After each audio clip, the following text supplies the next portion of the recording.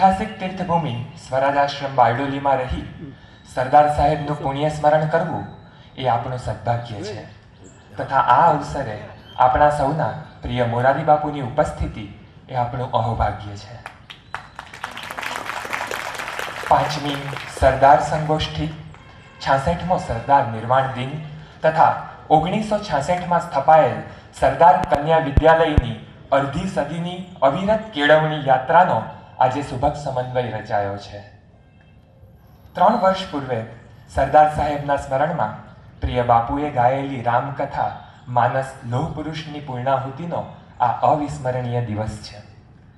ગઈકાલે દેશ માટે શહીદ થયેલા આપણા સૈનિકોની આપણે વંદના કરી અને આજે દેશ માટે પોતાનું આખું જીવન આહુતિ બનાવી સમર્પી દેનાર સાધુ પુરુષ સરદાર પટેલની વંદના કરવા જઈ રહ્યા છીએ. સરદાર એ વ્યક્તિત્વ છે જેણે ઇતિહાસ લખ્યો નથી પરંતુ ઇતિહાસ રચ્યો છે. 5મી સરદાર સંગોષ્ઠી આજે ત્રિવેણી તીર્થ બની છે. જ્ઞાન વૃદ્ધ નગીનદાસ સંઘવી, સરદાર સ્મરણ વાચિકમ તથા પ્રિય બાપુ આજે સરદાર સાહેબને અંજલિ આપશે. તો હવે વધુ કંઈ નહીં કહેતા સરદાર સંગોષ્ઠીને આગળ વધારીએ. સૌપ્રથમ હું જેમને બોલાવવા જઈ રહ્યો છું એ સાધાર લેખનના અધિષ્ઠાતા છે. તડને ફળ વડે એ સાંપ્રત પરિસ્થિતિને સોનીના ત્રાજવામાં મૂકીને તોલે છે અને સાથોસાથ ગીતા, રામાયણ, વેદ, ઉપનિષદને નવી નજરે આપણી સમક્ષ રજૂ કરે છે. તેઓ 96 વર્ષની જીવંત યુનિવર્સિટી છે. તેઓ વિચારોથી યુવાન છે.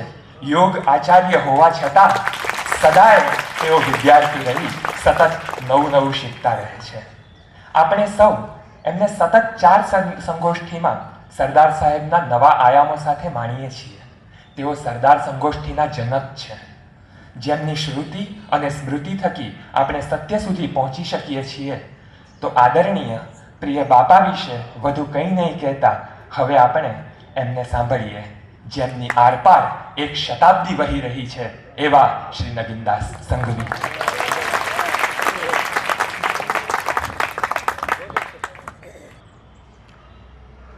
સરદાર વંદના માટેની સંગોષ્ઠીના આ 5મા વર્ષે બારડોલીને, પ્રજ્ઞાબેનના સાથી મંડળને અને સ્વરાજ આશ્રમના ટ્રસ્ટીઓનું અભિવાદન કરવું જરૂરી છે. સરદાર સાહેબની વાતો બધા કરે છે પણ એમની તિથિ આટલા ઉત્સાહથી, આટલા સાતત્યથી માત્ર બારડોલીમાં જ ઉજવાય છે.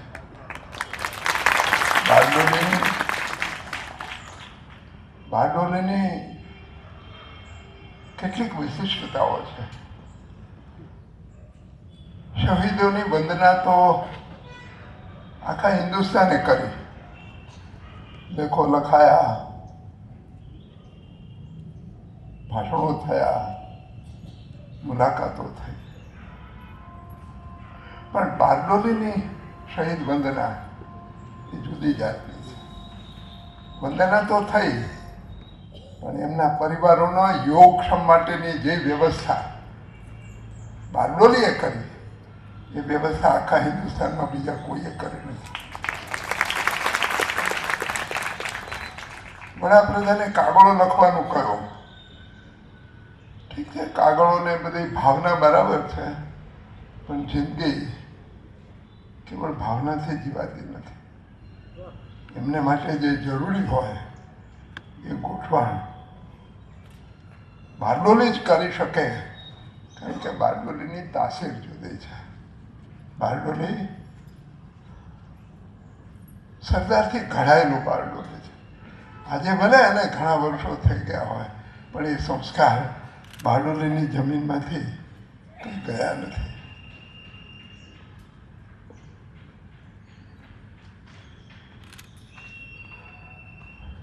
સરદારનું જ્યારે પણ નામ પડે ત્યારે એમને લોહ પુરુષ કહેવાનો એક રિવાજ થઈ ગયો છે.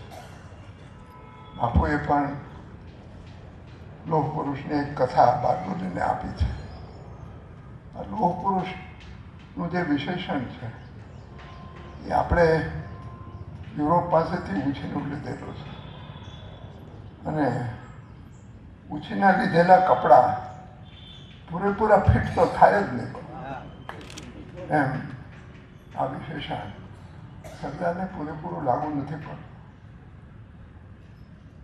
સરદારની પ્રતિમા ઊભી થવાની છે, લોખંડની પ્રતિમા ઊભી થવાની છે, પણ મારું ચાલે ને બાપુ, તો હું સરદારની પ્રતિમા નાળિયેરથી ઊભી કરું. સરદાર નાળિયેર જેવો માણસ, ઉપરથી જરા કરડો દેખાય, એમનો ચહેરો કરડો, બોલે બહુ ઓછું, પણ જ્યારે બોલે ત્યારે આસપાસ ઉતરી જાય એવું બોલે એટલે લોકોને બહુ ગમે નહીં. ગાંધીજી તો હંમેશા કહેતા કે સરદાર થોડુંક તો ભાષા ઉપર અંકુશ રાખો. સરદારે કીધું બાપુ એ કામ તમારું ને જવાહરનું, મારે જે કહેવું છે એટલે મારા મનમાં સરદારની જે છાપ છે એ લોહ પુરુષ તરીકેની છાપ નથી. આજે સરદાર સાહેબના આખા જીવન વિશે, એમની બધી સિદ્ધિઓને વિશે આપણે વાચિકમ માણવાના છે. એટલે મારે બહુ લાંબુ બોલવાનું નથી, મારે કંઈ પ્રવચન કરવાનું નથી, મારે તો ખાલી પ્રસ્તાવના બાંધવાની છે. અને પ્રસ્તાવના માટે મેં એક નાનકડો વિષય પસંદ કર્યો. નાનકડો એટલા માટે કહું છું કે સરદાર એના માટે બધે વખણાય છે, મારા મનમાં એ સરદારનું બહુ મોટું કામ નથી. સરદારે બધા રજવાડાઓને પૂરા કર્યા, એના નકશાઓ આપ અહીંયા આપની સામે જોઈ શકો છો. એ બહુ મોટું કામ છે. એ સરદારે એ કામ ન કર્યું હોત તો હિન્દુસ્તાન જીવતું ન રહેત, અને હિન્દુસ્તાન જીવતું ન રહે એને માટે જ એ વ્યવસ્થા થયેલી છે. આઝાદી મળી ત્યારે હિન્દુસ્તાનમાં 561 રજવાડા. આ 561નો આંકડો 1935ના કાયદાની જે પરિપસ્થિતિ છે એમાં એનું લિસ્ટ અપાયું છે. આ બધા રજવાડાઓએ કાં તો હિન્દુસ્તાનમાં ભળી જવું, કાં તો પાકિસ્તાનમાં ભળી જવું, એવી ફરજ પાડવા માટે સરદાર અને નહેરુએ ઘણા માથા કૂટ્યા. અંગ્રેજ સરકારે એ ગોઠવણ કરવાની ના પાડી. આ 561 રજવાડા એને સાર્વભૌમ બનાવવામાં આવ્યા, એને સ્વતંત્ર રાષ્ટ્ર તરીકે બનાવવામાં આવ્યા. ઠીક છે, આપણે એને રજવાડા કહીએ છીએ, પણ એમને રજવાડા કહેવા અથવા રાજ્યો કહેવા એ ગુજરાતી ભાષાની ડિક્શનરીનું અપમાન છે. કારણ કે આમાંથી એકે રજવાડું નથી, એકેની પાસે લશ્કર નથી, એકેની પાસે પરદેશી સંબંધો નથી, એકેની પાસે પોતાની સ્વતંત્ર અર્થવ્યવસ્થા નથી. એ રજવાડા કેવી રીતે કહેવાય? અને રજવાડામાં પણ 4-5 રજવાડા મોટા હાથી જેવા, હૈદરાબાદ છે, કાશ્મીર છે, ત્રાવણકોર છે, મૈસૂર છે, બધા મોટા રજવાડા. બાકી 100 જેટલા રજવાડાઓ બધા મધ્યમ કક્ષાના. અને 300-350 રજવાડા તો ખાલી ઉંદરડા જેવા, ઉંદરડા જેવા બચકા અને બચુકલા ને સાવ નકામા રજવાડા. હિન્દુસ્તાનનું નાનામાં નાનું રજવાડું બાપુ એ જમાનામાં વેજાનો નેસ, 15 વીઘા જમીન અને વર્ષે દાડે 300 રૂપિયાની આવક, સ્વતંત્ર રાજ્ય. પણ આપણે કહીએ કે અંગ્રેજ સરકારોએ હિન્દુસ્તાન પાકિસ્તાન એવા ભાગ પાડ્યા, એ ખોટી વાત. અંગ્રેજોએ હિન્દુસ્તાનના 563 કટકા કર્યા, અને એ 563 કટકા જો એક વર્ષ પણ રહે તો હિન્દુસ્તાન ખતમ થઈ જાય. એટલે સરદારે કહ્યું કે અમને કંઈક વ્યવસ્થા તો કરવા દો. એમણે કહ્યું તમારે જે પણ અમે એને કંઈ નહીં કહીએ, અમે તો એ લોકોને સ્વતંત્રતા આપીને ચાલ્યા જશું. અને ટાઈમ કેટલો ઓછો પણ. જૂન મહિનામાં આ બધી વાત નક્કી થઈ. ઓગસ્ટ મહિનામાં તો આઝાદી આવવાની 3 જ મહિના. અને એ કામ સરદારને સોંપાયું. સરદાર સમાધાનનો માણસ, બને ત્યાં સુધી સમજૂતીથી કામ પાડે. સરદારે હથિયારો વાપર્યા છે, લોહી રેડ્યું છે, જરૂર પડે ત્યારે કડક હાથે કામ પણ લીધું છે. એની જીભ, એના હાથ અને એના હથિયાર ત્રણે ચાલ્યા છે. સૌથી પહેલી સ્વતંત્રને જાહેરાત ત્રાવણકોરે કરી કે અમારે તો સ્વતંત્ર રાજ્ય જ રહેવું છે. ત્રાવણકોરના મહારાજા બિચારો ભલો માણસ, પણ સીપી રામસ્વામી અય્યર બહુ પ્રખર બુદ્ધિશાળી. સરદારે ઘણું સમજાવ્યા કે તમે આ થવા દો, નહીં માન્યા. રામસ્વામી આયંગર ત્રાવણકોર પાછા પહોંચ્યા ત્યારે ભર રસ્તે એમના ઉપર છરીથી 22 ઘા માર્યા. કોણે માર્યા, કોણે ગોઠવણ કરી એ ખબર નથી, પણ એ ગુનેગારને કોઈ દાડો કંઈ થયું નથી. કહેવાય છે કે સરદારે કર્યું હોય, હું માનું. સરદાર હંમેશા ગાંધીજીને કહેતા કે બાપુ આ સાધન શુદ્ધિની જે વાત છે ને એ તમારા પૂરતી રાખો, અમને સાધન શુદ્ધિ ન ફાવે. અમે બધા જ સાધનો વાપરીએ, સારું હોય ત્યાં સુધી શુદ્ધિ રહીએ. અમે તો સામાન્ય માણસ છીએ, અમે કંઈ પૈગંબર નથી અને અમે કંઈ મોરારી બાપુ પણ નથી. મોરારી બાપુએ કાલે જે વાત કરી, શસ્ત્રવિહીન દુનિયાને, એક પવિત્ર શુદ્ધ દુનિયાને, એ આદર્શ છે. આદર્શ વગર માણસથી જીવાય નહીં. આદર્શ વગર માણસ જીવે એ પશુ જેવો જીવન પાડે. પણ આપણે બધા કેવળ આદર્શોમાં જીવી શકીએ નહીં, એ સરદાર બરાબર જાણે અને જેટલું કરવા જેવું હોય એટલું જ કરે. એની જીભ બાપુ એટલી ચાલે. કોચીનના મહારાજાને એ સમજાવટ કરતા હતા. એટલે કોચીનના મહારાજાએ કહ્યું કે સરદાર, અમે તો ભળી જવા માટે તૈયાર છીએ, પણ અમારું જે રાજ્ય છે ને એ મારું નથી, એ ભગવાન પદ્મનાભનું રાજ છે અને હું તો એના એજન્ટ તરીકે કામ કરું છું. સરદારે કહ્યું કે હું એજન્ટો જોડે વાત નથી કરતો. આ તમારા જે ભગવાન પદ્મનાભ જે કોઈ હોય ને એને આવતે અઠવાડિયે ઓફિસમાં મોકલજો, હું વાત કરી લઈશ. આ એની જીભ. એમણે કંઈક 10-15 મિનિટ ત્રાવણકોરના મહારાજાએ વાત કરી. પછી સરદાર ઊંચું જોઈને કહું, એમણે તો અંગ્રેજીમાં કહ્યું, you are a dam liar, તું બિલકુલ હરામખોર જૂઠો માણસ. અંદર વહી ગયા. આ એની ભાષા. સરદારે આવી ભાષા બધે વાપરી નથી. રજવાડાઓને સમજાવવા માટે, રજવાડાઓને મનાવવા માટે સરદારે હંમેશા મીઠાશથી વાત કરી. ભોપાલના નવાબે એમને કાગળ લખ્યો કે મેં ઘણી મહેનત કરી સ્વતંત્ર રહેવા માટે, પણ આપ જીત્યા ને હું હાર્યો. એના જવાબમાં સરદારે જે કાગળ લખ્યો છે, સરદારે કહ્યું કે નવાબ સાહેબ,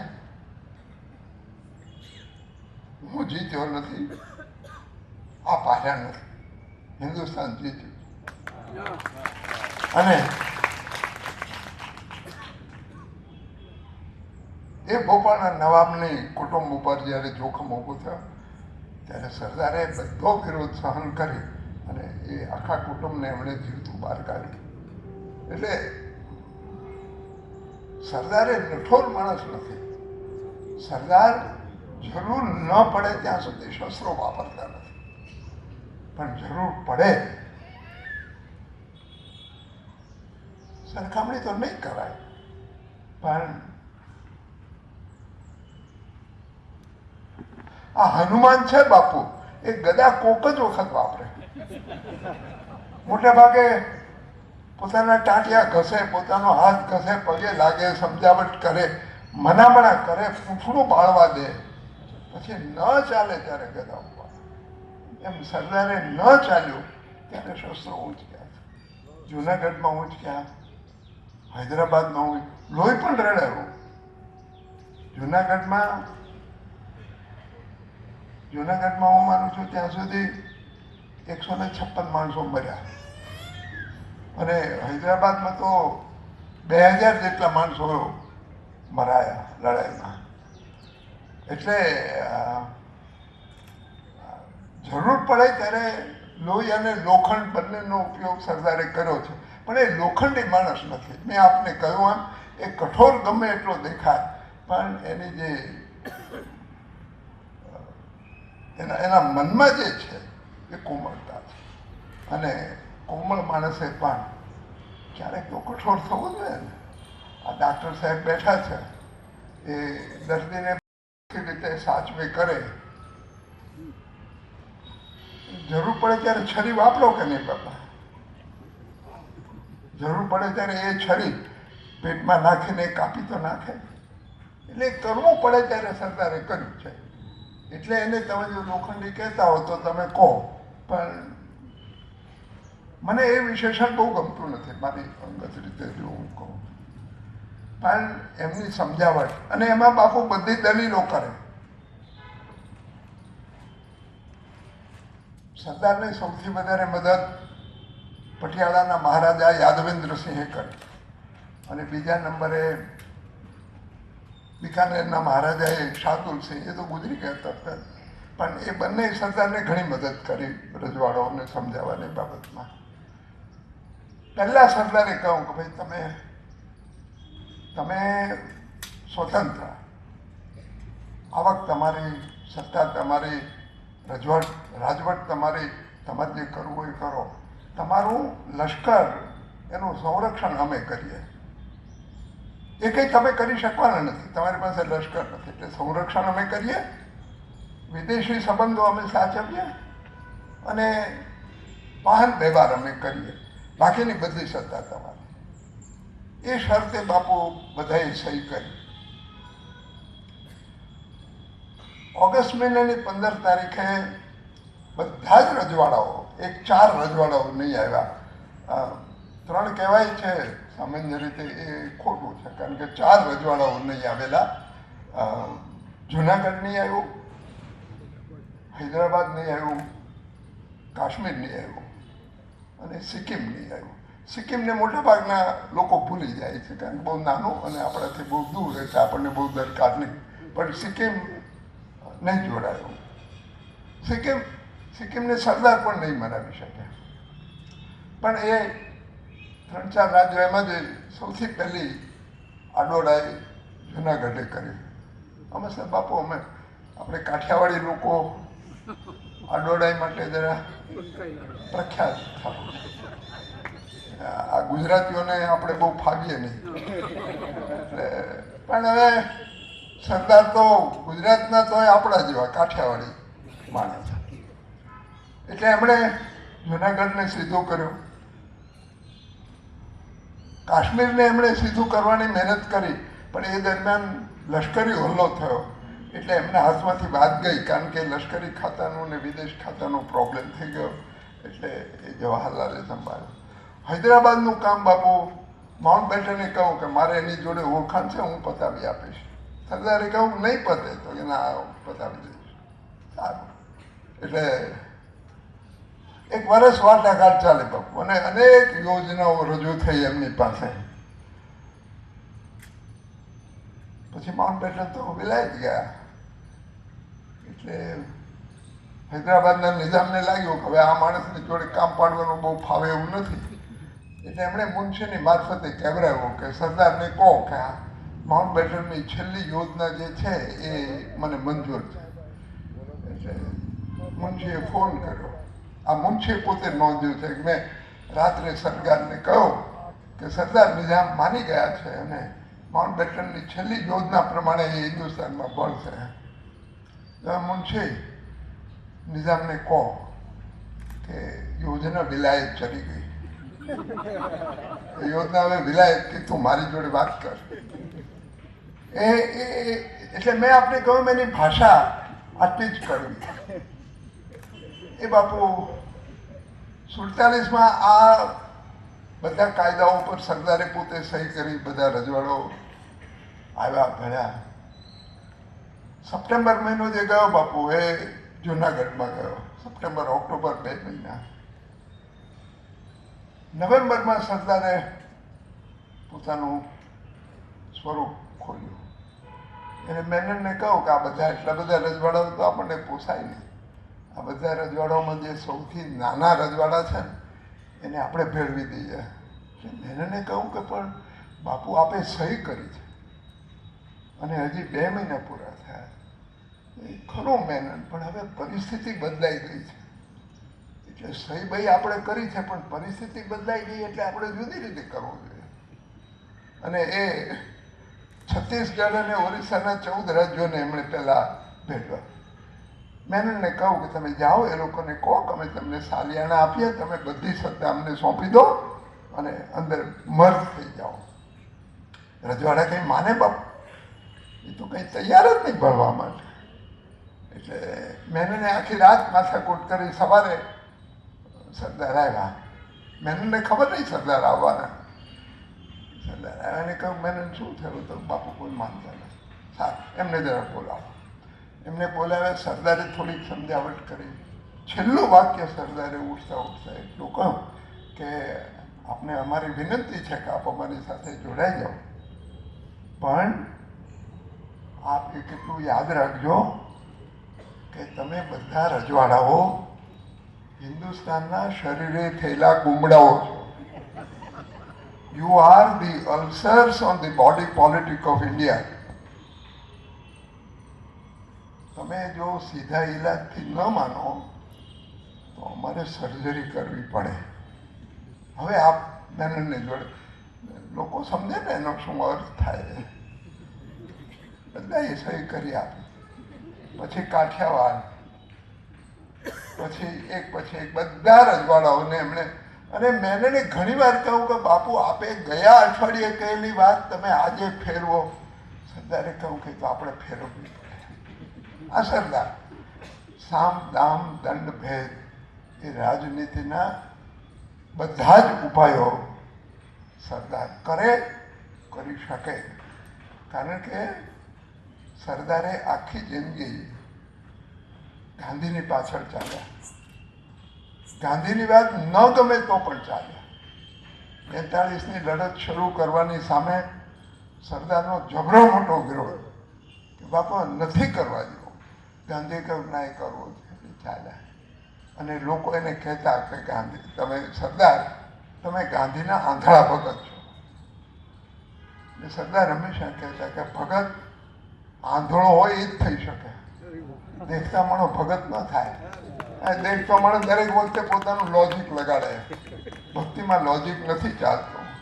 પણ જ્યારે છેલ્લો વખત આવ્યો ત્યારે એમણે કહ્યું બાપુ હવે આ તમારી શિખામણ માની શકાય એવું નથી. અમે ભાગલા સ્વીકારી લેવાના છીએ. કારણ કે ગાંધી તો ભાગલાના સખત વિરોધી. ગાંધીએ તો કહેલું કે મારા શબ ઉપર હિન્દુસ્તાનના ભાગલા થશે. પણ સરદારે કહ્યું બાપુ એ નથી ચાલે, એવું કરવું જ પડે. અને કરવું જ પડે એટલું સરદાર કરે. સરદાર લડે નહીં, પણ લડવું પડે તો એ પૂરા જોશથી લડે અને પૂરો લોખંડી થઈને લડે એવો એ માણસ. એવા સરદારને આ સંગોષ્ઠી રૂપે બારડોલી અંજલિ આપે એ બિલકુલ વ્યાજબી છે.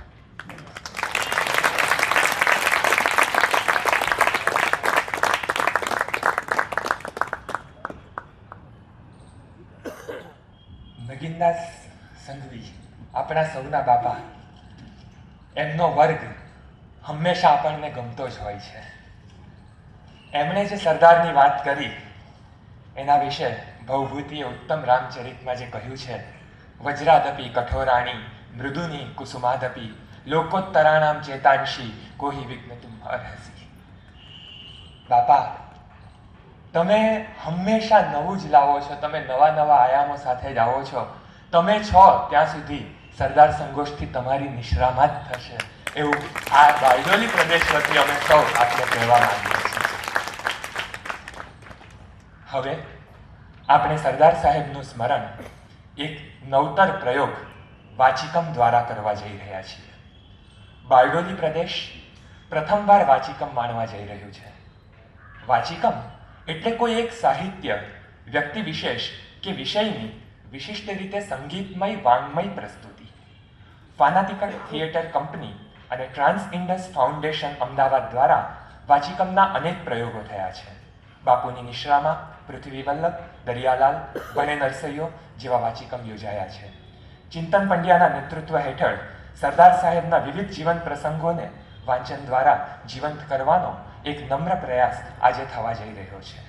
તો ચાલો આપણે સૌ વાચિકમ દ્વારા સરદાર સાહેબને માણીએ. હું મંચ ઉપર આવવા માટે વિનંતી કરીશ ચિંતન પંડ્યા, ભાર્ગવ પુરોહિત, વ્રતિની ઘાડગે પુરોહિત, મુકેશ પંડ્યા, માર્ગી દેસાઈ, અંકિત ક્રિષ્ટી, મંથન મહેતા તથા ભરત મોલકર.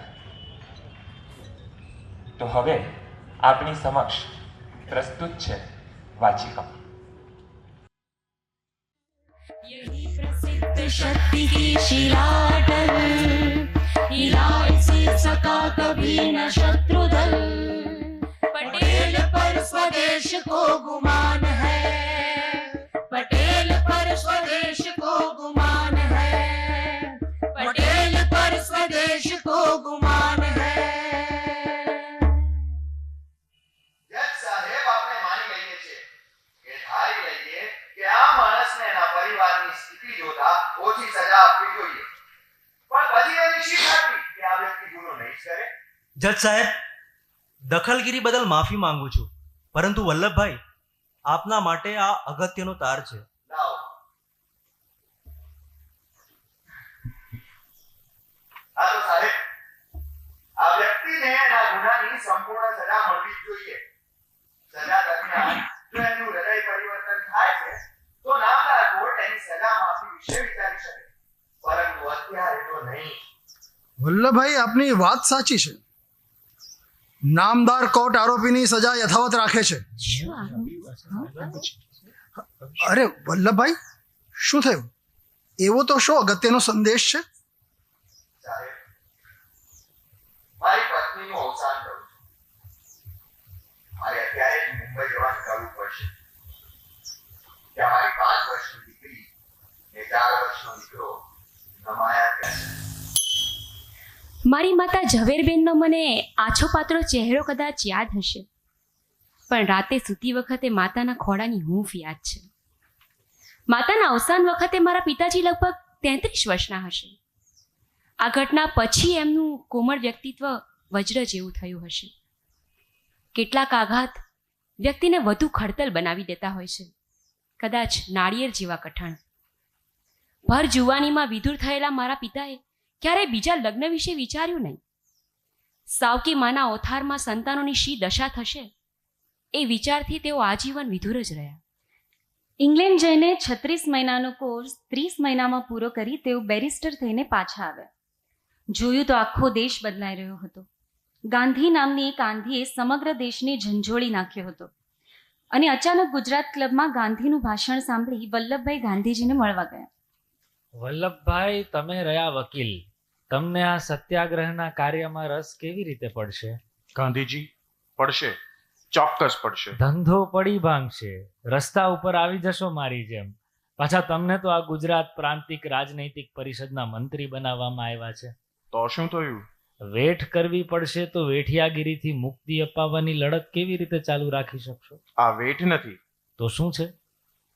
આ અંતરાત્માના અવાજનું પરિણામ છે. હા, પણ નુકસાનીમાં રહેશો. સેવા ધર્મમાં નફા નુકસાનનું કોઈ મહત્વ નથી હોતું. તો વકીલાત ગઈ સમજો. મને એની કોઈ ચિંતા નથી, હું તે છોડી દઈશ. પટેલભાઈ, ઘર બાર વિનાના થઈ જશો. ભવિષ્યનું શું થશે એ ખબર નથી, પણ વર્તમાન પણ રોડાઈ જશે. સ્વદેશી અપનાવવી પડશે અને આખા દેશને પરિવાર તરીકે સ્વીકારવો પડશે. ગાંધીજી, જ્યારે આપની પાસે આવ્યો ત્યારે જ મેં મારું સર્વસ્વ આઝાદીની લડતમાં હોમી દીધું છે. મારું અંગત કહી શકાય એવામાં મારી એક દીકરી અને એક દીકરા સિવાય બીજું કંઈ નથી. હું જાણું છું કે સાર્વજનિક જીવનમાં આવ્યા પછી આપણું અંગત કહી શકાય એવું કશું જ રહેતું નથી. હું અનિકેત થઈને આવ્યો છું. હવે મારું સમગ્ર જીવન હું આપને ચરણે ધરું છું. વલ્લભ, ગઈકાલે કહ્યું હતું એમ તું 200 પાડા લઈને આવ્યો? હા સાહેબ, તમે કહો ને હું ના લાવું એવું બને? ક્યાં છે? નિશાળના દરવાજે. હે, નિશાળના હા. દરવાજે? હા ચલો બતાવું. જુઓ સાહેબ, આ રહ્યો પાડો. લાવ્યો તો 200 જ, પણ વચ્ચે એક ભેંસ મળી ગઈ. એ જોઈને બધા પાડા ગાંડા થઈ ગયા અને ધમાલ મસ્તીમાં માંડ આ એકને સાચવીને હું લઈ આવ્યો.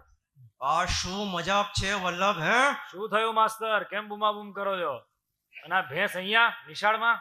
મોટા સાહેબ, આ ભેંસ નથી, ભેંસનો વર છે. પાડો છે, પાડો.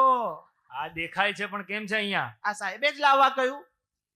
સાહેબ, આવા કામ કરાવો છો તમે? નાના સાહેબ, મેં તો હા સાહેબ, નિશાળમાં ઘરના બધા કામો કરાવે છે અને મેં એ કામ કરવાની ના પાડી તો મને આ પાડાની પંચાયત કરાવી. એ પણ 200 વાર પાડા લખવા કહ્યું. અચ્છા, વલ્લભ તું જા વર્ગમાં. માસ્તર તમે મારી ભેગા હાલો તો તમને સાચા પાડા શીખું.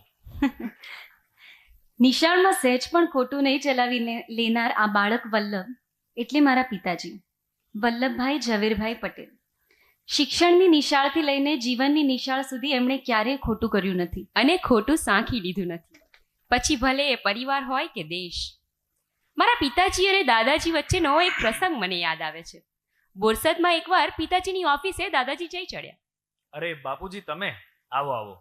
કેમ આમ અચાનક કરમસદથી બોરસદ આવવું પડ્યું? મને કેવડાવી દીધું હોત, હું આવી જાત. વાત એમ છે કે કૂવો તરસ્યા પાસે ના આવે, પરંતુ તરસાયા કૂવા પાસે જવું પડે. એક જરૂરી કામથી આવવું પડ્યું છે. જિલ્લામાં તારા નામનો ડંકો વાગે છે. તમારા આશીર્વાદ છે બાપુજી. તમે કામ જણાવો. ખબર છે, આપણા સ્વામીજીના નામે વોરંટ નીકળ્યું છે. હોય નહીં બાપુજી, અશક્ય. સ્વામીજી તો સાક્ષાત પુરુષોત્તમ ભગવાનનો અવતાર છે ને, આપણને સૌને ભવસાગર પાર કરાવનારા છે. માયા ભાઈ, માયા. બાપુજી, સ્વામીજી સ્વયં ભગવાન છે. ભગવાનને ભલા કોણ પકડી શકે સિવાય કે ભક્ત? મજાક નહીં ભાઈ, આ આપણી પ્રતિષ્ઠાનો સવાલ છે. હવે આમાં આપણી પ્રતિષ્ઠા ક્યાંથી આવી? આ તો કરે કોઈને ભરે કોઈ. ભાઈ, માન્યું કે તને સાધુ સંતોમાં શ્રદ્ધા નથી, પરંતુ સમાજને તો છે. આપણા સ્વામીજીને પોલીસ પકડી જશે તો બહુ બદનામી થશે. બાપુજી, મને ધર્મમાં અસીમ શ્રદ્ધા છે, પણ પાખંડમાં નથી. જે સાધુ કે સંતે કોર્ટ કચેરીના દરવાજે આંટા મારવા પડે આપણા સમાજના તારણહાર નથી. સમાજમાં રહેલા એવા કાંટાળા બાવળિયા છે કે જે દાંત સાફ કરવા માટે પણ કામ આવી શકે એમ નથી. એ માત્ર સમાજને સળગાવવામાં જ કામ આવી શકે. ભાઈ, મારે તારી જ્ઞાનની વાતો અત્યારે સાંભળી નથી. તું સ્વામીજીની ધરપકડ ન થાય એનું ધ્યાન રાખજે. મારો પ્રયાસ એવો રહેશે. વચન આપ. હું જજ નથી. એ તો બધાને ખબર છે કે તું શું છે અને શું નથી. પણ હું વચન ના આપી શકું. હું અસત્ય નહીં બોલી શકું. બનતો પ્રયાસ અવશ્ય કરીશ. પણ ભરોસો રાખો. અને હા, તમને પણ કહું છું કે તમે આ બધી ઝંઝટમાં ન પડો. જે સાધુ પોતાનો ભવસાગર પાર પાડવા વકીલની મદદ લેતો હોય, આપણને શું ભવસાગર પાર કરાવે? આ મારા પિતા વચન એવા જ આપવા જે પાડી શકાય. પોતાના પિતાજીને પણ એમણે એમનું મન રાખવા માટે ખોટું વચન આપ્યું નહીં. જેની પોતાની વાણી શુદ્ધ હોય એની વાણી લોકો ઉપર પ્રભાવ પાડી શકે. કોકને સારું લગાડવા માટે પણ અસત્ય કે અર્ધસત્ય બોલવું નહીં, એ ગુણ યુવાનીથી જ પિતાજીમાં સાંગોપાંગ ઉતરી ગયો હતો. અસત્ય ન બોલે પરધન નવરાને હાથે વાશકાસુ નિશ્રા ધન ધન જનની. આમ વલ્લભભાઈ અંગત જીવનમાં અનિકેત થયા અને આખું હિન્દુસ્તાન એમનું નિકેત બન્યું. 1923માં ગાંધીજી અને વલ્લભભાઈએ અહિંસાની પ્રયોગભૂમિ બની શકે એવા સ્થાનની શોધ આદરી. અમદાવાદ, બારડોલી અને ચરોતર એમ 3 પ્રદેશ એમના ધ્યાનમાં આવ્યા. વલ્લભભાઈ અને બાપુ બંને બારડોલી આવ્યા અને વલ્લભભાઈએ એમની લાક્ષણિક અદાથી બારડોલી પ્રદેશના લોકો સાથે પ્રશ્નોત્તરી શરૂ કરી. બાપુ, વલ્લભભાઈ, અમારા બારડોલીમાં 51 રાષ્ટ્રીય શાળાઓ છે અને થાણામાં એક પણ ખૂન કેસ નથી. વાહ! સરસ. પણ રેટિયા કેટલા ઘરમાં છે? તમે જે ઘરમાં પગ મૂકો એ ઘરમાં રેડિયો મળશે. અચ્છા એમ વાત. પણ લોકો ખાલી પહેરતા તો દેખાતા ને. વલ્લભભાઈ, આ ગાંધી બાપુની વાતથી ઘેર ઘેર ખાદી આવી ગઈ છે. પણ ખેતરમાં કામ કરવાનું હોય, બળદને હંકારવાના હોય, વાસીદું કરવાનું હોય ત્યારે દરેક વખતે ખાદી પહેરવું નહીં ફાવે. અરે એવું તે કઈ ચાલે? આ જુઓ, આ બેને પણ ખાદી નથી પહેરી.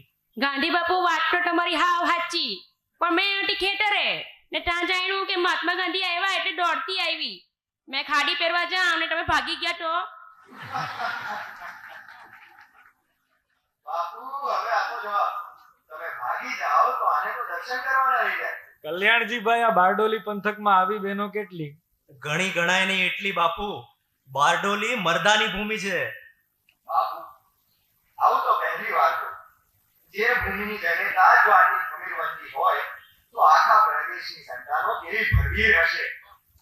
વાત તો સાવ સાચી છે. બારડોલી અહિંસાની પ્રયોગ ભૂમિ બની શકે છે. બાપુ, અંગ્રેજો હિન્દુસ્તાનમાં આવ્યા ત્યારે પ્રથમ સુરત બંદરે ઉતર્યા. સુરતમાં તેમણે પહેલી કોઠી સ્થાપી અને સુરતમાંથી જ તેમણે ધીમે ધીમે પોતાના પંજા પહોળા કરી આખા હિન્દુસ્તાનમાં પોતાની હુકુમત જમાવી. એટલે હવે જ્યારે તેમને વિદાયગીરી આપવી છે ત્યારે સુરતમાંથી જ મળે એ સઘળી રીતે યોગ્ય છે. વાત તો સાચી કલ્યાણજીભાઈ. બાપુ આપની આજ્ઞા હોય તો મારે એને એક આશ્રમ સ્થાપવો છે. ભલે સ્થાપો, પણ નામ શું આપશો?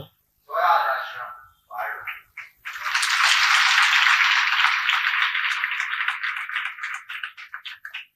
નામ સાર્થક થશે? શ્રદ્ધા રાખો. સ્વરાજ માટેનો સૌથી મોટો હિંસક સંગ્રામ અહીંથી જ ખેલાશે અને એની સફળતા બ્રિટિશ સલ્તનતનો પહેલો પાયો હલાવી નાખશે. ભલે ત્યારે સ્વરાજ આશ્રમ બારડોલી સ્થાપીને કરો મંડાણ. આશ્રમ માટે જમીન અમે દાનમાં આપીશું. ના, સ્વરાજ આશ્રમ એ કોઈના દાનની ભૂમિ પર નહીં પરંતુ એની પોતાની ભૂમિ પર ખડો થશે. તમે જમીન બતાવો, હું એ જમીન ખરીદીને એના પર આશ્રમ રચીશ. સ્વરાજ જોઈતું હોય તો સ્વરાજની ભૂમિ પણ સ્વમાનથી સલોસલ હોવી જોઈએ. ઠીક, ત્યારે એની માલિકી તમારા નામે લખાવી દઈશું. ના કલ્યાણ, આ સ્વરાજ આશ્રમ સ્વરાજ માટે લડનારા, જીવ ભૂમિ દેનારા પરિવારોનું આશ્રય સ્થાન બનશે. આ આશ્રમના માલિક તરીકે સમગ્ર હિન્દુસ્તાનનો પ્રત્યેક જણ હશે. આપણે દેશોની સેવા કરનારા અદના સેવકો બનીને રહીશું. આમ મારા પિતાજીએ ખરીદેલી જમીન ઉપર સ્વરાજ આશ્રમ બારડોલીની સ્થાપના થઈ. આજે પણ અડીખમ ઉભેલો આ આશ્રમ મારા પિતા વલ્લભભાઈ પટેલનું ચેતનવંતું સ્મારક છે. ત્યારબાદ 1928માં અસહ્ય મહેસૂલ વધારો થયો અને બારડોલી પંથક ત્રાહિમામ પોકારી ગયો. 5 વર્ષથી જે ભૂમિ લડત માટે તૈયાર થઈ રહી હતી એની નિયતિએ એનો સાથ આપ્યો અને બારડોલીએ વલ્લભભાઈ પટેલને સાથ પાડ્યો. शूर संग्राम को देख भागे नहीं, देख भागे सो शूर नाही. शूर संग्राम को देख भागे नहीं, देख भागे सो शूर नाही. कामो क्रोध मद लोभ से जूझना, मंडा घमसान तहु खेत माही.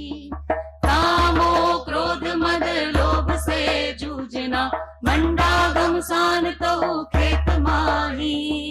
બહેનો અને ભાઈઓ, તમે જેમ જેમ લડતા જશો તેમ તેમ લડતની મીઠાશ સમજતા જશો. આ લડતમાં મીઠાશ છે તેટલી કોઈ ચીજમાં નથી. તમે ખેતર વાવો છો અને પછી પાક થાય છે ત્યારે લણવામાં તમને જે રસ આવે છે ને એના કરતા આ લડતમાં વધારે રસ છે.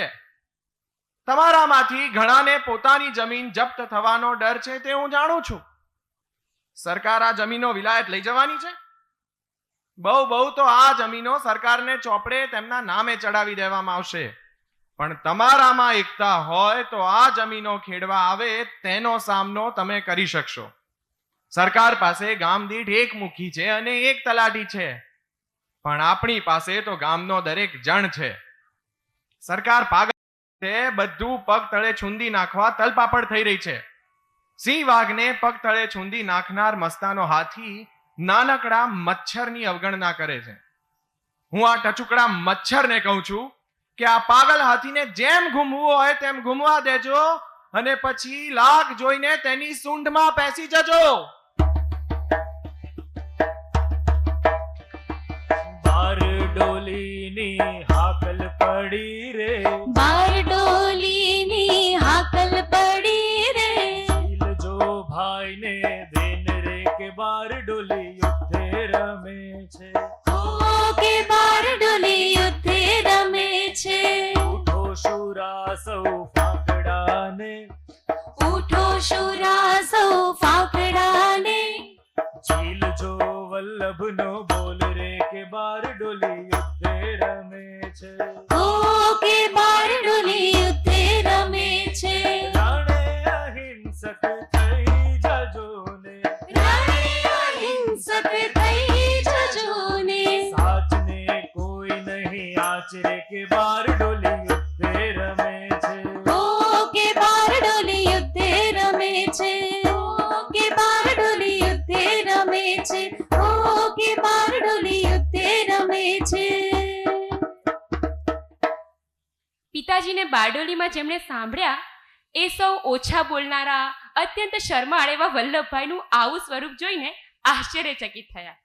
કાકા સાહેબ કાલેલકરે તો કહ્યું, બારડોલીના વલ્લભભાઈને તમે સાંભળ્યા છે? અરે સાંભળી તો જુઓ.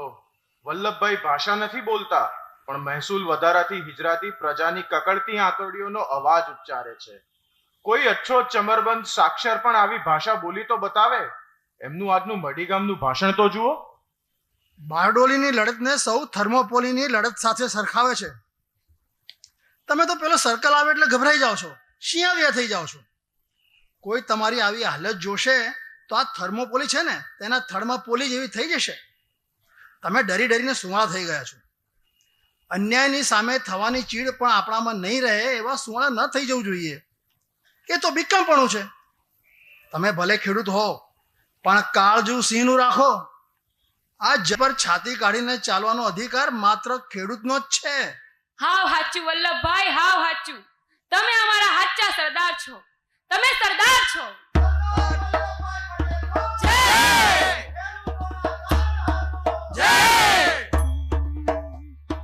કોની હાથે મળદા ઉઠ્યા, કાર કેસર થઈ તડુક્યા. કોની હાથે મળદા ઉઠ્યા, કાર કેસર થઈ તડુક્યા. કોની આડે કપટી જૂઠા, ખેડૂતોના તારણહાર જય સરદાર જય સરદાર. ખેડૂતોના તારણહાર જય સરદાર જય સરદાર. જય સરદાર જય સરદાર. જય સરદાર જય સરદાર. વલ્લભભાઈ પટેલ જન્મ્યા નડિયાદમાં, પણ સરદાર વલ્લભભાઈ પટેલ જન્મ્યા બારડોલીમાં. બારડોલી સત્યાગ્રહની સફળતાના પડઘા ઇંગ્લેન્ડની પાર્લામેન્ટ સુધી પડ્યા. દાંડી સત્યાગ્રહની પૂર્વ ભૂમિકામાં થયેલા બારડોલી સત્યાગ્રહ થકી ગાંધીની અહિંસામાં શ્રદ્ધા દ્રઢ બની. ગુરુએ વિદ્યા અને દ્રષ્ટિ આપી, શિષ્ય આહુતિ અને બલિદાનથી વિજય આણ્યો. ટાઈમ મેગેઝિનના અંગ્રેજી સંવાદદાતાએ કહ્યું, પટેલે બારડોલીમાં બોલ્શેવિક રાજ્ય સ્થાપ્યું છે. તેમની ભૂમિકા લેનિનની છે. તેમનો લોકો પરનો કાબુ સંપૂર્ણ છે. બારડોલીની નારીઓને તેમણે આશ્ચર્યજનક ભાંગફોડના ગીતો શીખવ્યા છે. તેનાથી તેમના પતિઓને તેઓએ સરસેનાપતિ સરદારના બોલ પર પ્રાણ ન્યોછાવર કરવા પ્રેર્યા છે. ધન્ય ધરા બારડોલી અમારી, ધન્ય ધરા બારડોલી, ધન્ય ધરા બારડોલી અમારી, ધન્ય ધરા બારડોલી. વીર વલ્લભની અડગ ટહેલે મળદા સમજન જાગ્યો. જેલ ભરી જપતી વોરીને સત્ય વિજયનો આણ્યો. દેશને સરદાર સમર્પી દિગંત માએ ડોલી અમારી.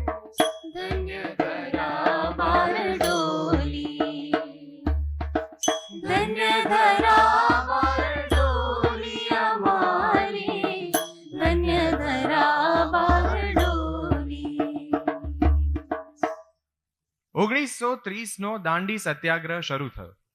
સબરસ સંગ્રામના મહાન યજ્ઞની તારીખ 12મી માર્ચ નક્કી થઈ.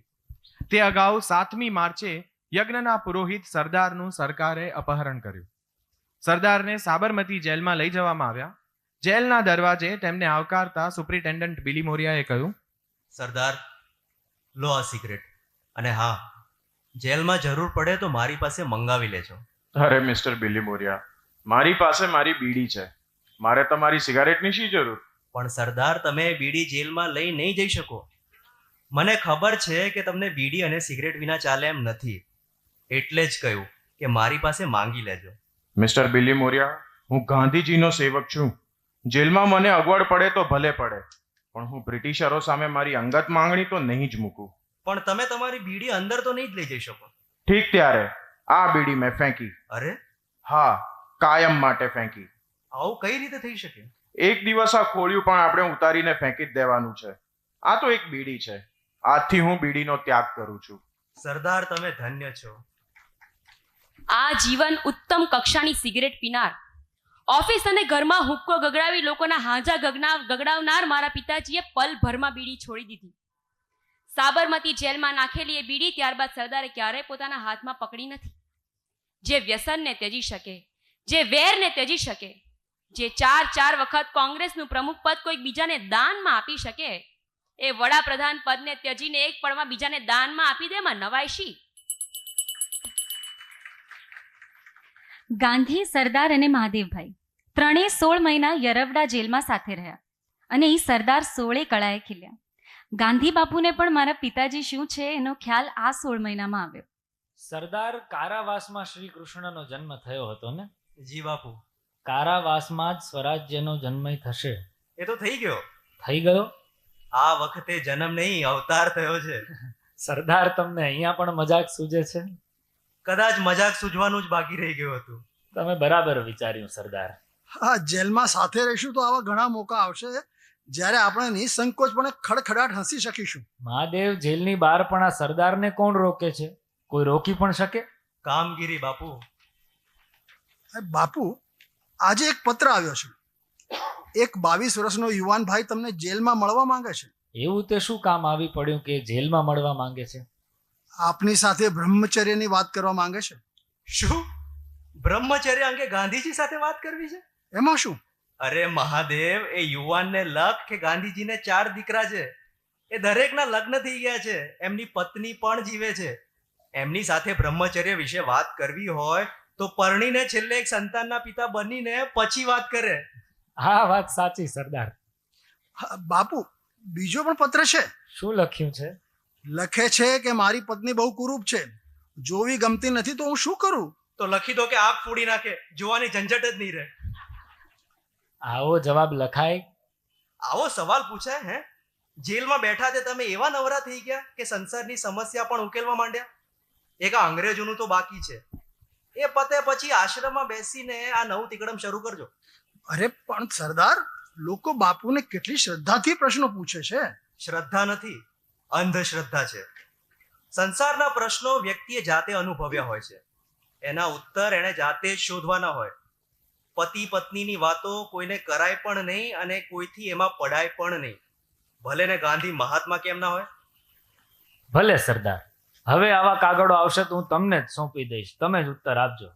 બાપુ, મારે તો પત્ની નથી અને ઘર પણ નથી. સંતાનોને મેં ઈશ્વર ભરોસે છોડી દીધા છે. તમારી સાથે જોડાયો ત્યારથી હું બાવો બનીને ફરું છું. મને શી ખબર પડે સંસારમાં? તમારી વાત તો સાચી છે સરદાર. અરે સરદાર, સ્વરાજ મળશે તો તમે કયું ખાતું સંભાળશો? બાપુ, હું તો તુંબડીને લોટો લઈને ફરીશ, મારે વળી ખાતાનું શું કામ? સરદાર, તમે તો સાચે જ સાધુ થશો. એ તો નિયતિ જ બતાવશે કે સરદાર સાધુ થશે કે રાજાધિરાજ. ત્યારબાદ 1934 સરદાર કોંગ્રેસ પાર્લામેન્ટરી બોર્ડના અધ્યક્ષ બન્યા. ત્યારથી માંડી આજીવન તેઓ કોંગ્રેસના અધિષ્ઠાતા બની રહ્યા. ઉમેદવારોની પસંદગી, ચૂંટણી માટે ફંડ એકઠું કરવું, આ સૌ સરદાર દ્વારા જ થતું. કોંગ્રેસમાં સરદારનું બોલ ઉઠાવી શકે એવું કોઈ જ નહોતું, કારણ કે સરદારના બોલમાં અંગત સ્વાર્થનો એક છાંટો પણ હતો. સમગ્ર દેશમાં કોંગ્રેસ પાર્ટી સંગઠિત થઈ અને એક સૂત્રતામાં બંધાઈ, એમાં સરદારનો વિચારનો સિંહ ફાળો છે. ભારત છોડો આંદોલન સમયે 1942 થી 1945 સુધી સરદાર તેમના 11 સાથીદારો સાથે યરવડા જેલમાં કેદ થયા. જૂન 1945માં જેલમાંથી બહાર નીકળ્યા ત્યારે સમગ્ર હિન્દુસ્તાનનું વાતાવરણ તેમને દૂષિત થયેલું લાગ્યું. ત્યારબાદ કોંગ્રેસ કારોબારીની ઐતિહાસિક બેઠક મળી, જેમાં નવા કોંગ્રેસ પ્રમુખની વરણી થવાની હતી. જવાહર, તમારું નામ કોઈ પણ પ્રાંતિક સમિતિએ સૂચવ્યું નથી. તમે જાણો જ છો કે 15માંથી 12 સમિતિએ સરદારનું નામ સૂચવ્યું છે. તમારું નામ માત્ર કારોબારી સમિતિના સભ્યે અત્યારે જ મૂક્યું છે. તમારે આ બાબતે કંઈ કહેવું છે? કૃપલાની, તમારે કંઈ કહેવું છે? હું જવાહર માટે મારું નામ પાછું છે. સરદાર, તમારું શું કહેવું છે? હું કોંગ્રેસ પ્રમુખ પદ માટે મારું નામ પાછું ખેંચું છું. તો જવાહર, આપ સર્વાનુમતે કોંગ્રેસ પ્રમુખ બનો છો. અત્યારે જે કોંગ્રેસ પ્રમુખ બને એ જ સ્વતંત્ર ભારતના પહેલા વડાપ્રધાન બને એ નક્કી હતું. કૃપલાણીએ વર્ષો પછી કબૂલ્યું કે એ મીટિંગમાં હિમાલય જેવડી મોટી ભૂલ થઈ હતી, જેના પરિણામ ભારતની પ્રજા સદીઓ સુધી ભોગવવાની હતી. સેંકડો વર્ષો પહેલા અયોધ્યાની પ્રજાએ એમના રાજકુમાર રામના મસ્તક ઉપર ધરેલો રાજમુકટ સ્વયં રામચંદ્રે પોતાના પિતાના કહેવાથી જતો કર્યો હતો. સદીઓ પછી કોંગ્રેસ કારોબારીમાં આવું જ કંઈક બન્યું. પિતાતુલ્ય ગાંધીજીના કહેવાથી સરદારે 5મી વખત કોંગ્રેસ પ્રમુખ પદ જતું કર્યું.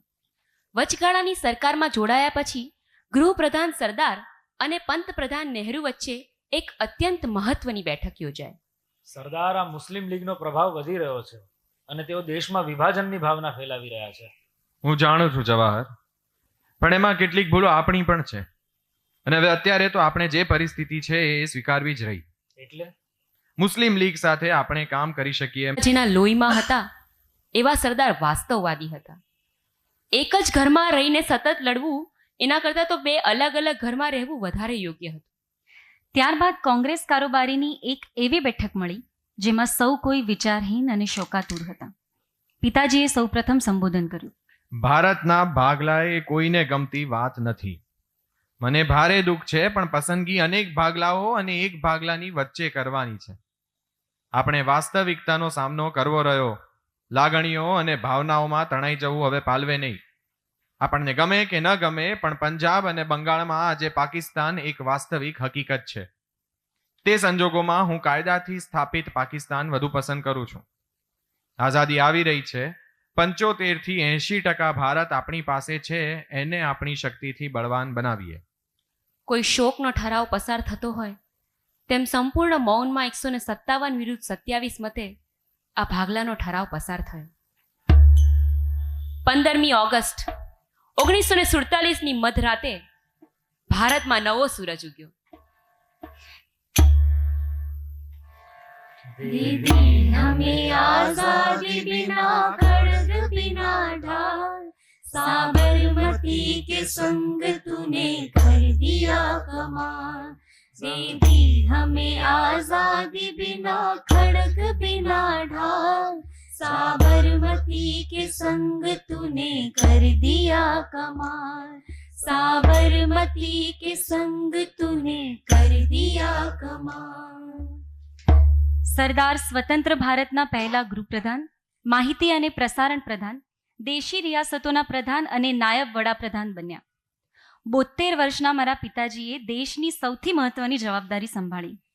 ઉમાશંકર જોશીએ લખ્યું, પગ પર પગ ટેકવીને બેસે છે, નમેલા ખભા, ચહેરા પર ઊંડા ચાસ, આંખો એક સાથે નિર્ભીક, શોધતી, માયાળુ, મસ્તિષ્ક ઠંડુ, અગ્નિ ઝરતા શબ્દોનું ઉદ્ભવ સ્થાન.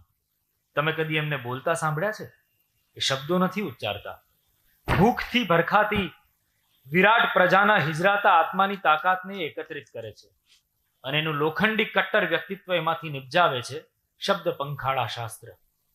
ગંધાતા દુરિત પ્રતિ ધારદાર શબ્દોના ઘા કરવામાં એ રાચે છે, પણ હમણાં તો એની આત્માની ગોફણમાંથી છૂટે છે શબ્દ નહીં, પણ તાતી સંકલ્પ શક્તિ. એના શબ્દો નથી, કાર્યો છે.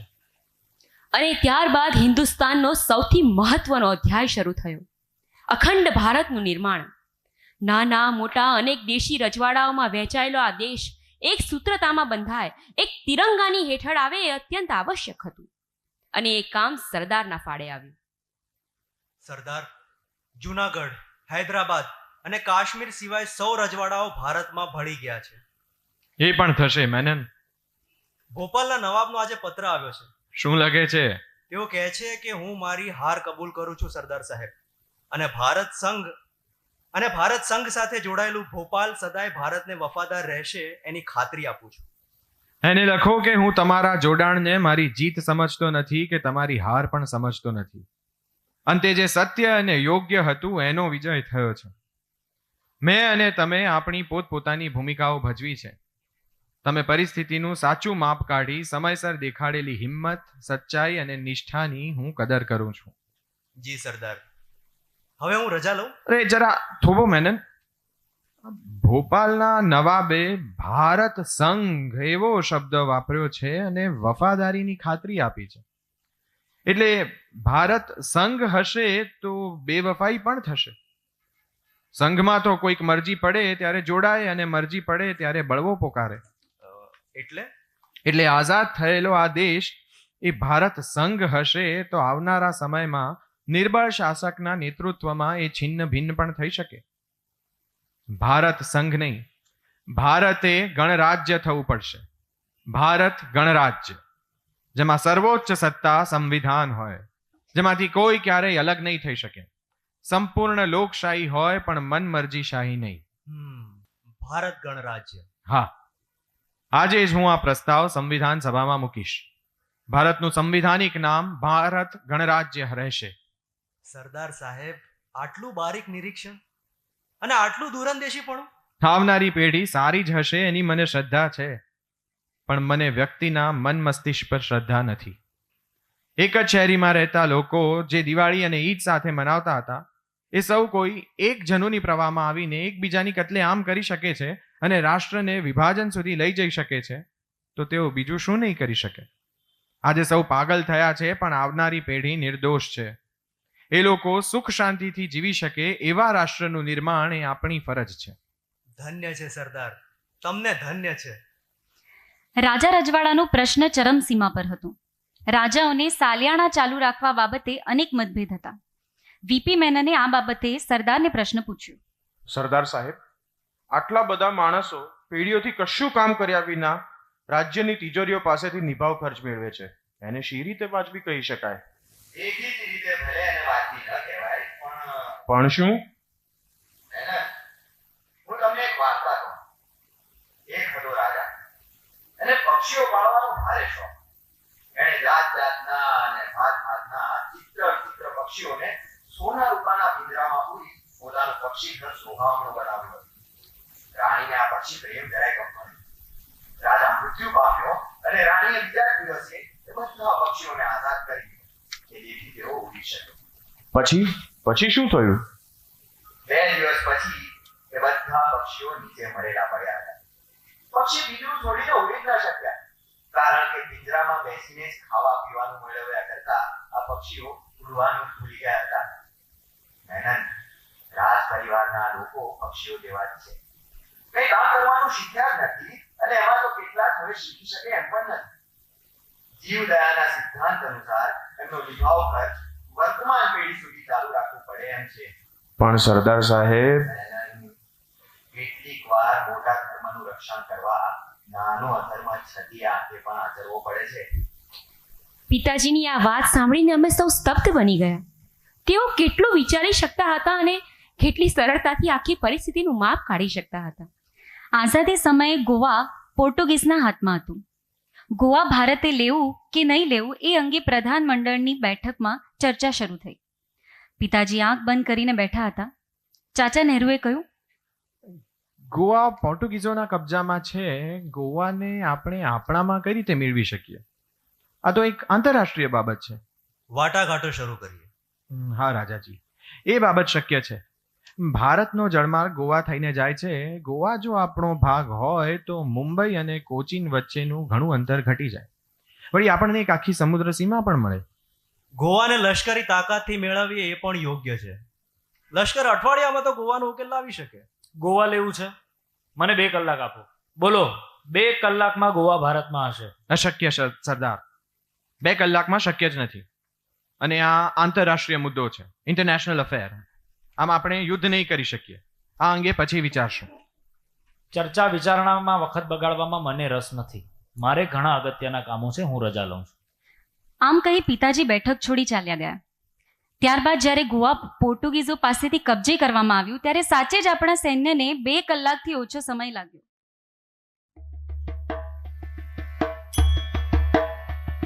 सुबुद्धि उच्च श्रृंग पर किए जगह, हृदय गंभीर है समुद्र की तरह, कदम छुए जमीन की सतह, पटेल देश का निगहबान है, पटेल पर स्वदेश को गुमान है, पटेल देश का निगहबान है, पटेल पर स्वदेश को गुमान है. સૌથી મોટો પ્રશ્ન સામે આવ્યો જૂનાગઢનો. આરસી હકુમત રચી સરદારે સામ દામ દંડ ભેદ થકી જૂનાગઢને ભારતમાં ભેળવ્યું. અને સરદાર જ્યારે જૂનાગઢ પહોંચ્યા ત્યારે ભવ્ય સ્વાગત થયું. ત્યારબાદ સરદાર, મુનશી, જામ સાહેબ અને હું અમે સૌ સોમનાથ પહોંચ્યા. ત્યાં જઈને પિતાજીએ કહ્યું, મુનશી, ભગવાન સોમનાથની આ દશા?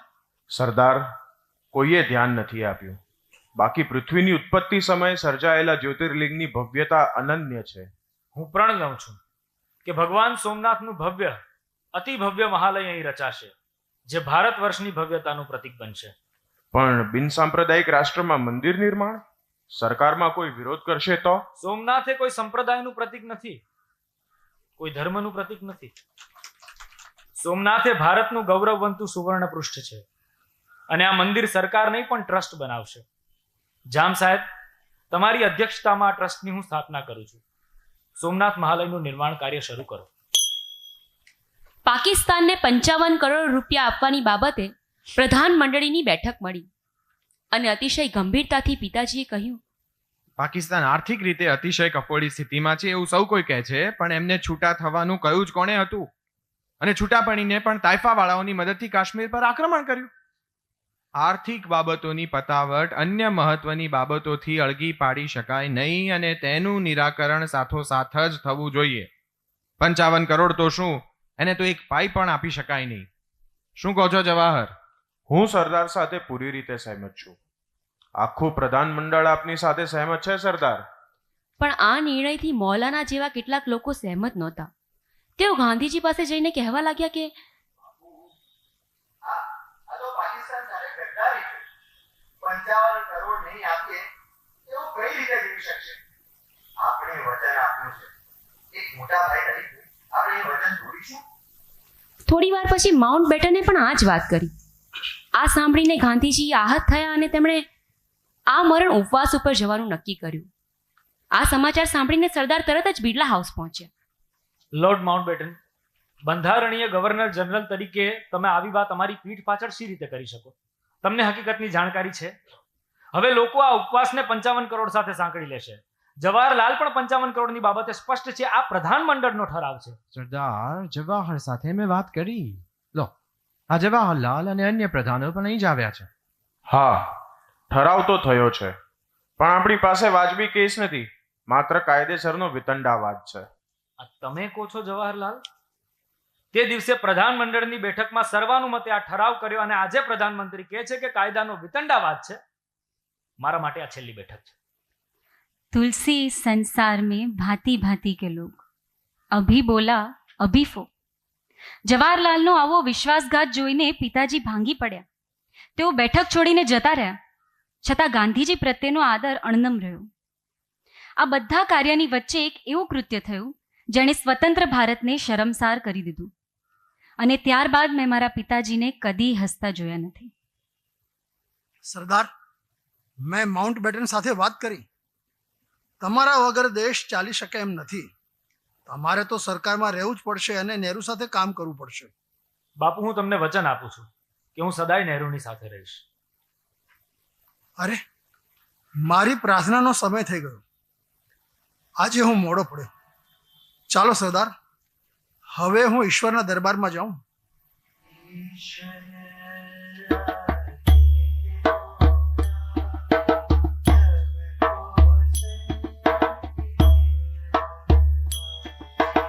ईश्वर अल्लाह तेरो नाम सबको सन्मति दे भगवान रघुपति राघव राजा राम पतित पावन सीताराम रघुपति राघव પિતાજી પિતાજી હે બાપુની હત્યા?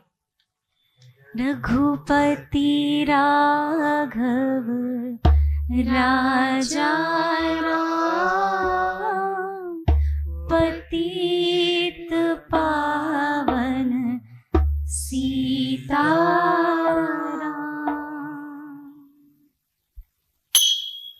બાપુની હત્યાના આઘાતથી પિતાજીને પણ હૃદયરોગનો હુમલો થયો.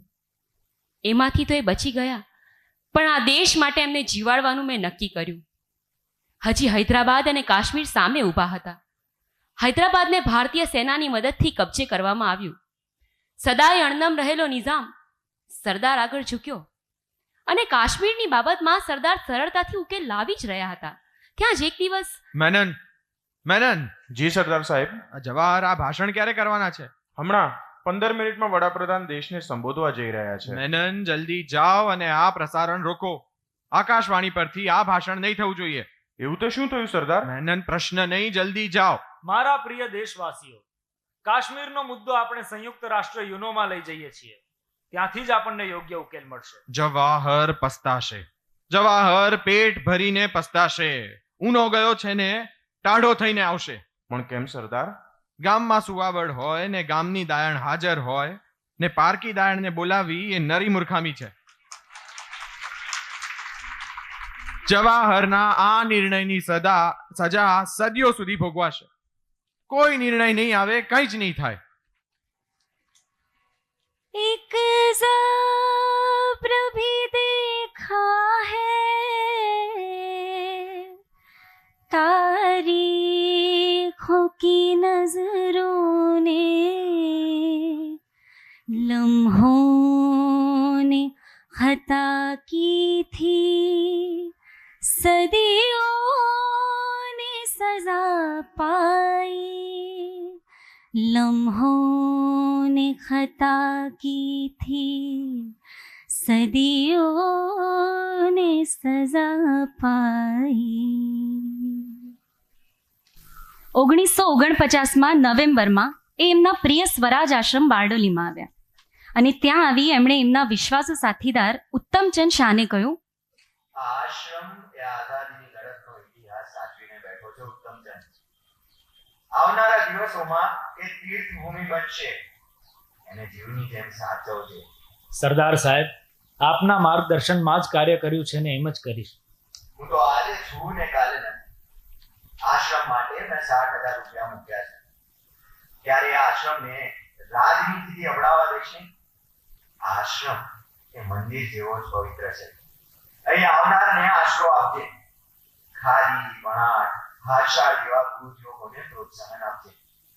જગત કેટલું પણ આગળ નીકળી જાય, પણ આ આશ્રમની ગતિવિધિઓ ગામડાના છેવાડાના માણસને સુખ આપે એ રીતે ચલાવજે. આ આશ્રમ જાળવજે. હું વચન આપું છું કે જીવીશ ત્યાં સુધી આ આશ્રમને આપના આદર્શ અને આપના દ્રષ્ટિકોણથી જ ચલાવીશ. ઉત્તમચંદ, હું નહીં હોઉં ત્યારે કદાચ મને શોધવું હશે, મને મળવું હશે, તો લોકો આ જ આશ્રમમાં આવશે.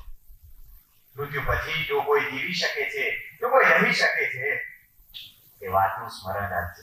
સરદાર સાહેબ, આ આશ્રમને હું મારા જીવથી વધુ જાળવીશ.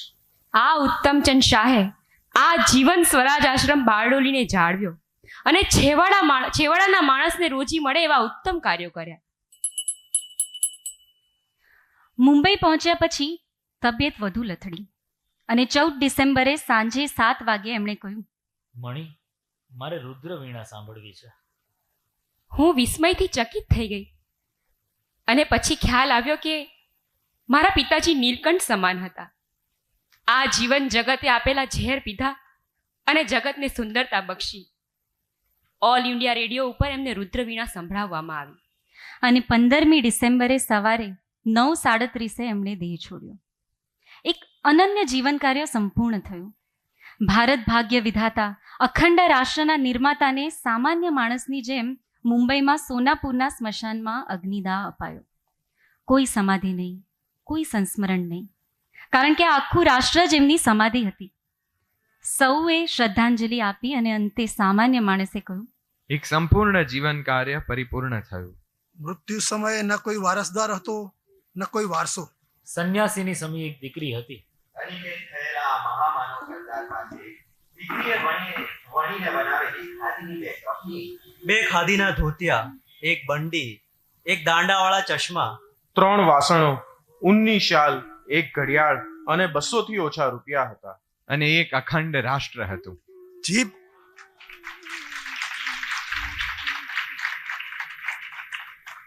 જીભ કુહાડા જેવી હતી. અને કાળજુ મધ જેવું હતું. આવું વ્યક્તિત્વ અને આવું નેતૃત્વ ભારતને ક્યારેય મળવાનું ન હતું.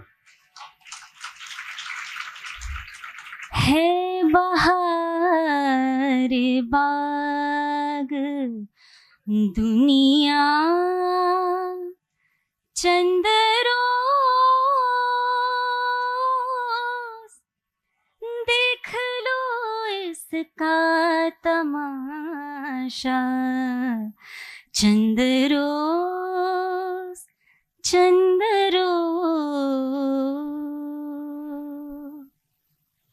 મારા પિતાજીની બસ આટલી જ વાત. એમણે જે કર્યું એ માટે તો સમય ખૂટી પડે એમ છે. એમની સમાધિ નથી એનો કોઈ વસવસો નથી. એમને ભૂલાવી દેવાના અગણિત પ્રયાસો થયા છે એનો કોઈ રંજ નથી. કારણ કે જ્યાં સુધી ભારતનું અસ્તિત્વ છે ત્યાં સુધી સરદારનું અસ્તિત્વ છે. ભારતનો નકશો જ એમનું સ્મૃતિ ચિહ્ન છે. આ રાષ્ટ્રના વિશ્વકર્મા એ મારા પિતાજી છે. એ જ મારા માટે ઘણું છે. हरेक पक्ष को पटेल तोलता, हरेक भेद को पटेल खोलता, दुराव या छिपाव से उसे गरज, कठोर नग्न सत्य है वो बोलता, पटेल हिंद की निडर जबान है, पटेल पर स्वदेश को गुमान है, पटेल हिंद की निडर जबान है, पटेल पर स्वदेश को गुमान है.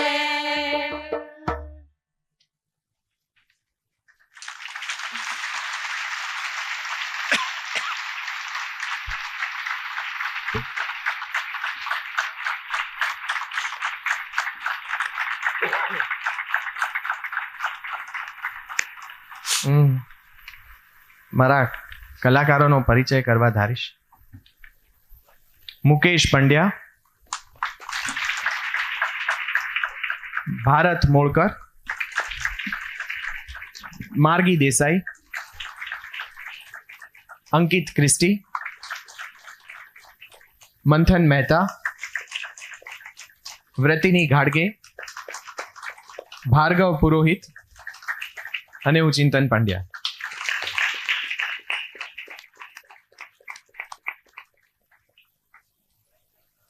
અને અમારા આજના સ્ક્રિપ્ટ રાઇટર કરણ ભટ્ટ.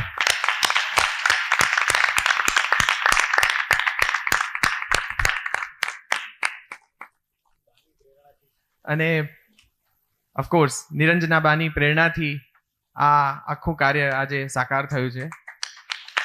તમારા આશીર્વાદ બાપુના આશીર્વાદ. બાપુ ટેકન ફોર ગ્રાન્ટેડ ને તમારા તો છે જ, અમારે રાખવાના જ સાથે. Thank you. ખૂબ ખૂબ આભાર. સરદાર સાહેબના જીવનનો વાચિકમ દ્વારા આપણે તાદ્રશ અનુભવ કર્યો નહીં, અનુભૂતિ કરી. અને એને માટે ચિંતન પંડ્યા, ભાર્ગવ પુરોહિત અને સમગ્ર ટીમને હું વંદન કરું છું. ખૂબ ખૂબ આભાર. હવે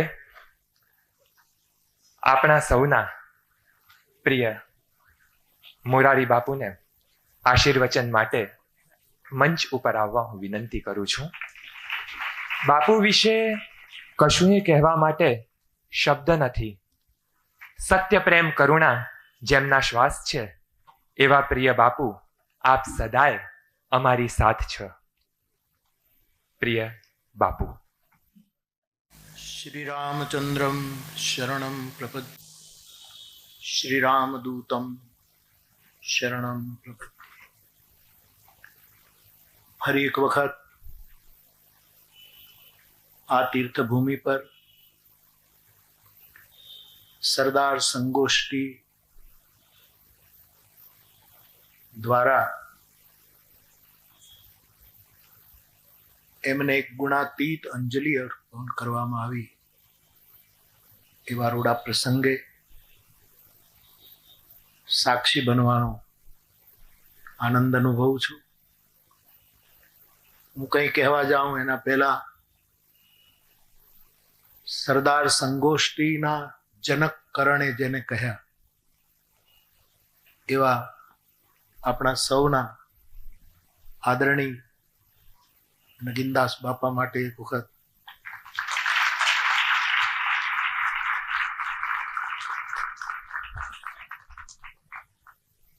સરદાર સંગોષ્ઠીના આ પ્રસંગે કરણ ભટ્ટ લિખિત આ વાચિકમ ભાઈ ચિંતન અને એમની આખી ટીમે જે રીતે અહીંથી એને પ્રસ્તુતિ આપી, હું નથી માનતો કે આ વાચિકમની અસરે કોઈને મુક્ત રાખ્યા હોય. હું ઈચ્છું કે આપણે બધા જ એક વખત ચિંતન અને એના ગ્રુપ માટે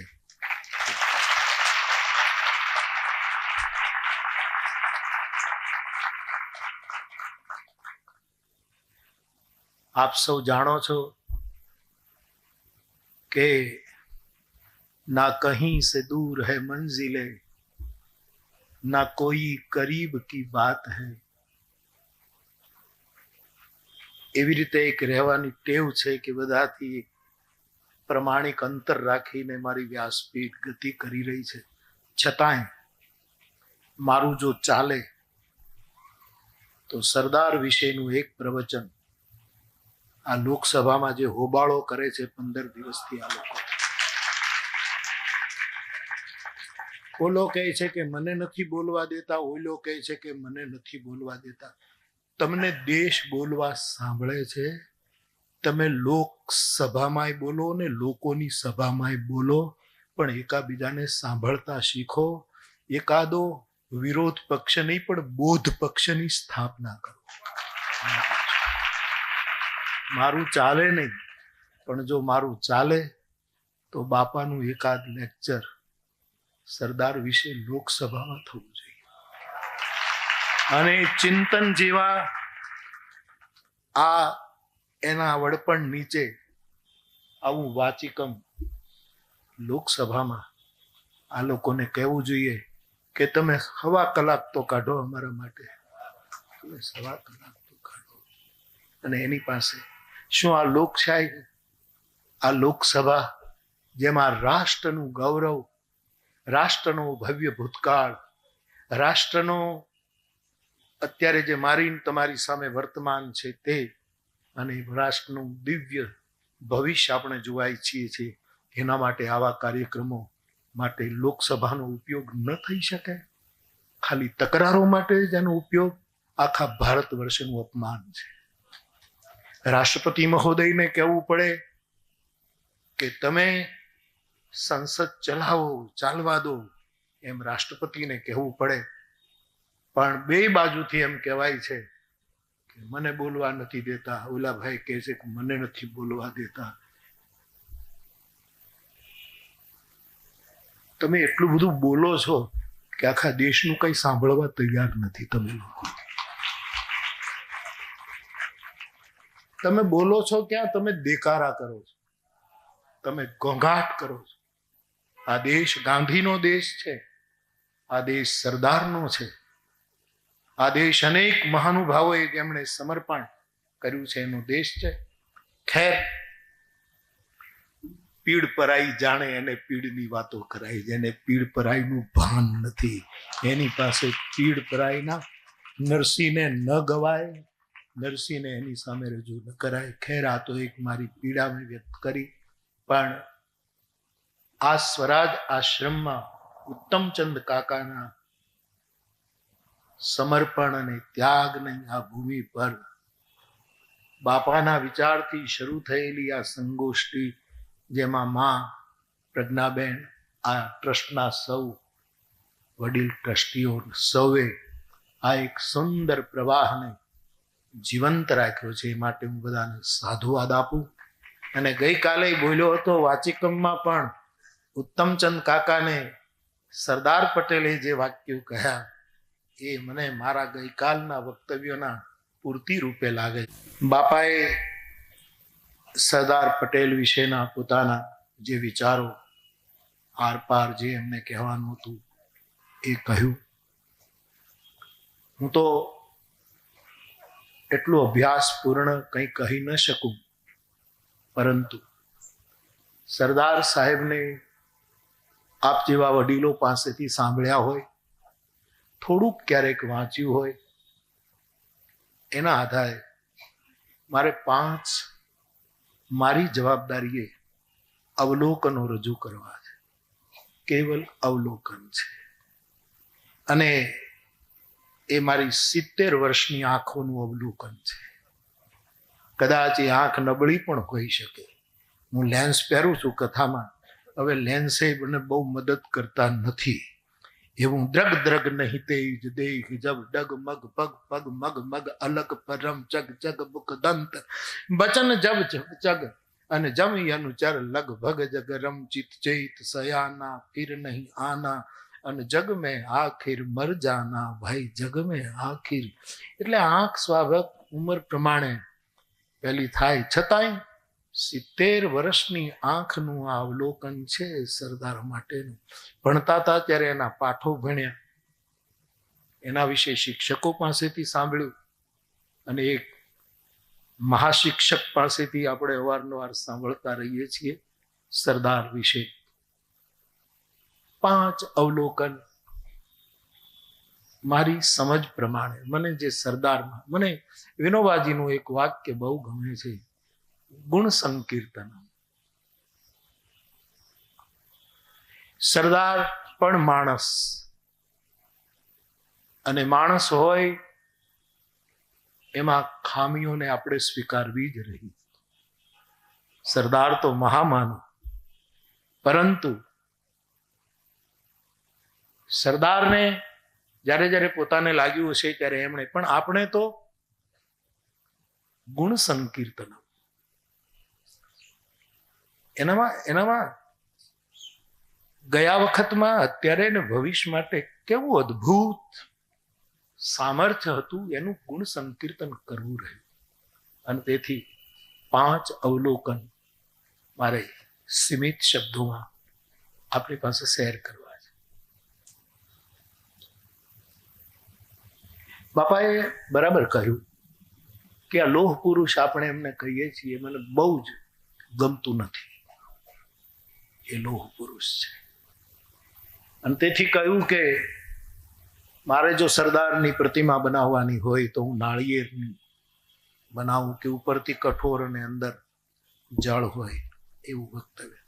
પણ બાપા મને આપના કદાચ રામકથા સમયની સંગોષ્ઠી અથવા તો ત્યાર પછી આપે એક વાક્ય એવું કહ્યું યાદ છે કે આખો સમાજ અને ભારત અને દુનિયા એમ કહે છે કે સરદાર લડવૈયા છે. પણ બાપા આપે એવું કહેલું કે ખાલી લડવૈયા નથી, એ ઘડવૈયા છે. એ મને ગમેલું. અહીંયા જેમણે સાંભળ્યું છે બધાને ખબર છે કે બાપાનું આવું એક વાક્ય એમણે કહેલું. લડવૈયા સરદાર કરતા ઘડવૈયા સરદાર વિશેના 5 અવલોકન મારે આપની સાથે શેર કરવા છે.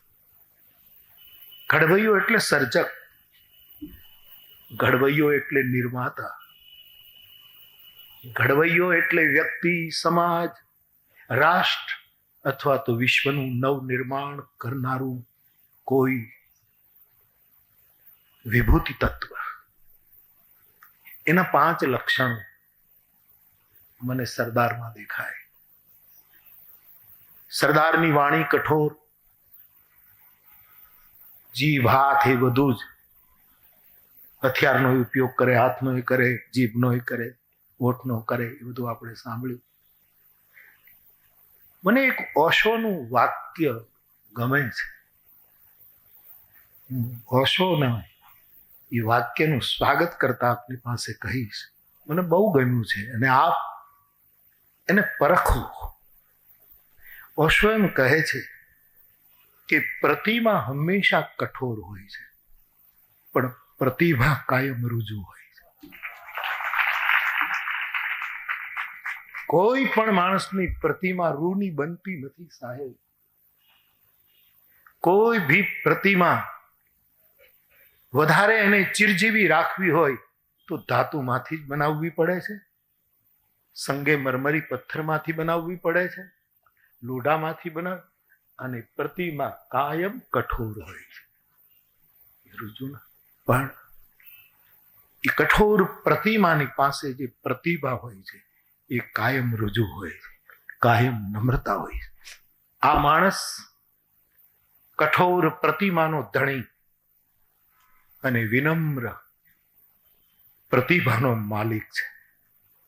જે સમાજનો સર્જક હશે, જેણે કંઈ પણ સમાજને કંઈક નવું આપ્યું હશે, એની પ્રતિમા હંમેશા કઠોર હશે, પણ એની પ્રતિભા હંમેશા વિનમ્ર હશે. અને એ આપણે જોયું સરદારમાં. અને એવા તો કેટલાય પ્રસંગો ઘણી વખત બાપા પાસેથી પણ સાંભળ્યા છે, જય પાસેથી પણ, વસાવડા પાસેથી પણ સાંભળ્યા છે, ગુણવંતભાઈની પાસેથી એના ક્યાંક ક્યાંક સાધાર વાંચ્યા છે, અભ્યાસોએ કહ્યા છે કે આ માણસ બહુ જ. અને છેલ્લે એણે પોતાની રુજુતાનું પ્રમાણ આપી દીધું કે મણી, મારે રુદ્ર વીણા સાંભળવી. સાહેબ, સંગીતનો જીવ હોવો જોઈએ, અને સંગીતનો જીવ ઉપરથી જ કદાચ કઠોર હોય, અંદરથી તો પાણી પાણી હોય સાહેબ. નહીંતર જેને અંતિમ, અને એ પણ રુદ્ર વીણા, જે કદાચ મારા દેશના અને વિશ્વના સંગીત વાદ્યોનું એક આદિ, એક અનાદિ વાદ્ય છે રુદ્ર વીણા. મેં ભૂલ તો નહીં, ઉતાવળ જરૂર કરી. ભૂલ નહીં સાહેબ, ઉતાવળ જરૂર કરી કે તલગાજરડાના હનુમાનજીના હાથમાં ગદાની જગ્યાએ મેં સિતાર પકડાવ્યો કે હનુમાન હવે તું સિતાર વગાડ. ને બાપાએ બરાબર કહ્યું કે ગદા રાખતા બહુ જરૂર પડે તો જ વાપરતા, બાકી વાપરતા નહીં. એટલે સિતાર પકડાયો. એમાં મારી ઉતાવળ હતી. મેં અભ્યાસ કર્યો, અનુભવીઓ પાસેથી જાણ્યું, ત્યારે મને વધારે માહિતી મળી કે એના હાથમાં તો એ 11મા રુદ્રનો અવતાર છે હનુમાન, તેથી એના હાથમાં તો રુદ્ર વીણા હોવી જોઈએ. અને તમારા સૌની દુઆથી આવતી હનુમાન જયંતીએ કદાચ તલગાજરડાના હનુમાનના હાથમાં રુદ્ર વીણા હશે સાહેબ. આ વીણા સરસ્વતીનું વાદ્ય, આ વીણા અમારી આચાર્ય પરંપરાનો પરમ આચાર્ય દેવર્ષિ નારદનું વાદ્ય. અને આ વીણા આદિ અનાદિ મહાદેવ એની આ રુદ્ર. અને મને સમજાતું નથી કે આ એક પટેલ અને આ બાજુનો પટેલ, જરાક જીભનો કડવો પટેલ, એ માણસને રુદ્ર વીણા છેલ્લે ડચકે કેમ યાદ આવી? આખા જીવનનું એની પ્રતિભાની રુજુતાનું પ્રમાણ છે કે મારે રુદ્ર વીણા, અને આકાશવાણી રુદ્ર વીણા એણે સંભળાવી. અને સાહેબ, સંગીતનો સાહિત્યનો પણ રસિક હોય, એની પ્રિય 2 પંક્તિઓ અહીંયા ભારત એને ગાય. ગઈ વખતે હરીશભાઈ છેલ્લે જે એમને ગમતું તો આપણી કથાની પૂર્ણાહુતિમાં એ 2 પંક્તિ ગાયેલી.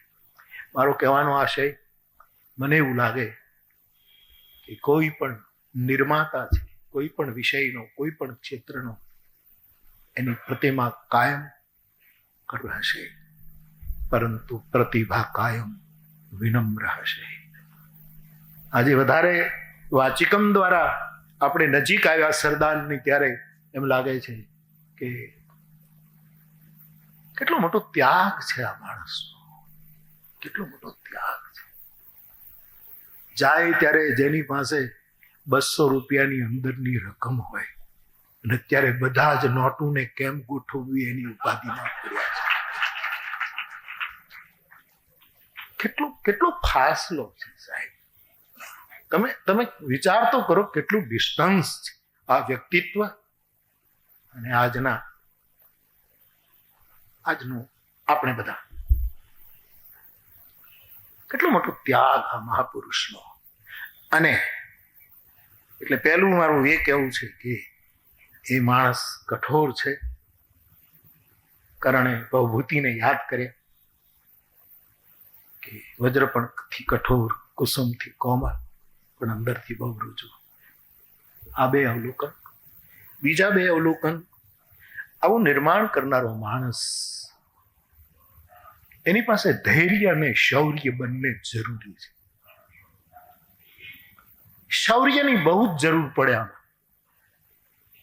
નવું નિર્માણ ન થઈ શકે શૌર્ય વગર. સૌરાષ્ટ્રમાં આવો અને એક પાળીઓ થવા માટે જાત આપવી પડે, ત્યારે પાળીઓ થાય. પછી ભલે પાળિયાને કોઈ પૂજે નહીં, એના સગાવાલા ક્યારેક સિંદૂર ચડાવી દે, પણ એના માટે શૌર્ય જોઈએ. સરદારનું શૌર્ય, હમણાં જ આપણે સાંભળ્યું કે ગોવા માટે 2 કલાક આપો. મને જરાક વધારે લાગ્યું કે સરદારજી જરા વધારે બોલી રહ્યા છે. સરદાર 2 કલાકમાં, અને જ્યારે કર્યું ત્યારે 2 કલાકની અંદર એમણે એક વસ્તુ સમજી લો સાહેબ, ફકીર જેવા માણસોના હોઠ હલતા હોય છે, બોલતો હોય છે પરવરદિગાર. આટલું યાદ રાખો. એટલે ફકીરોની દુઆ ફળે છે.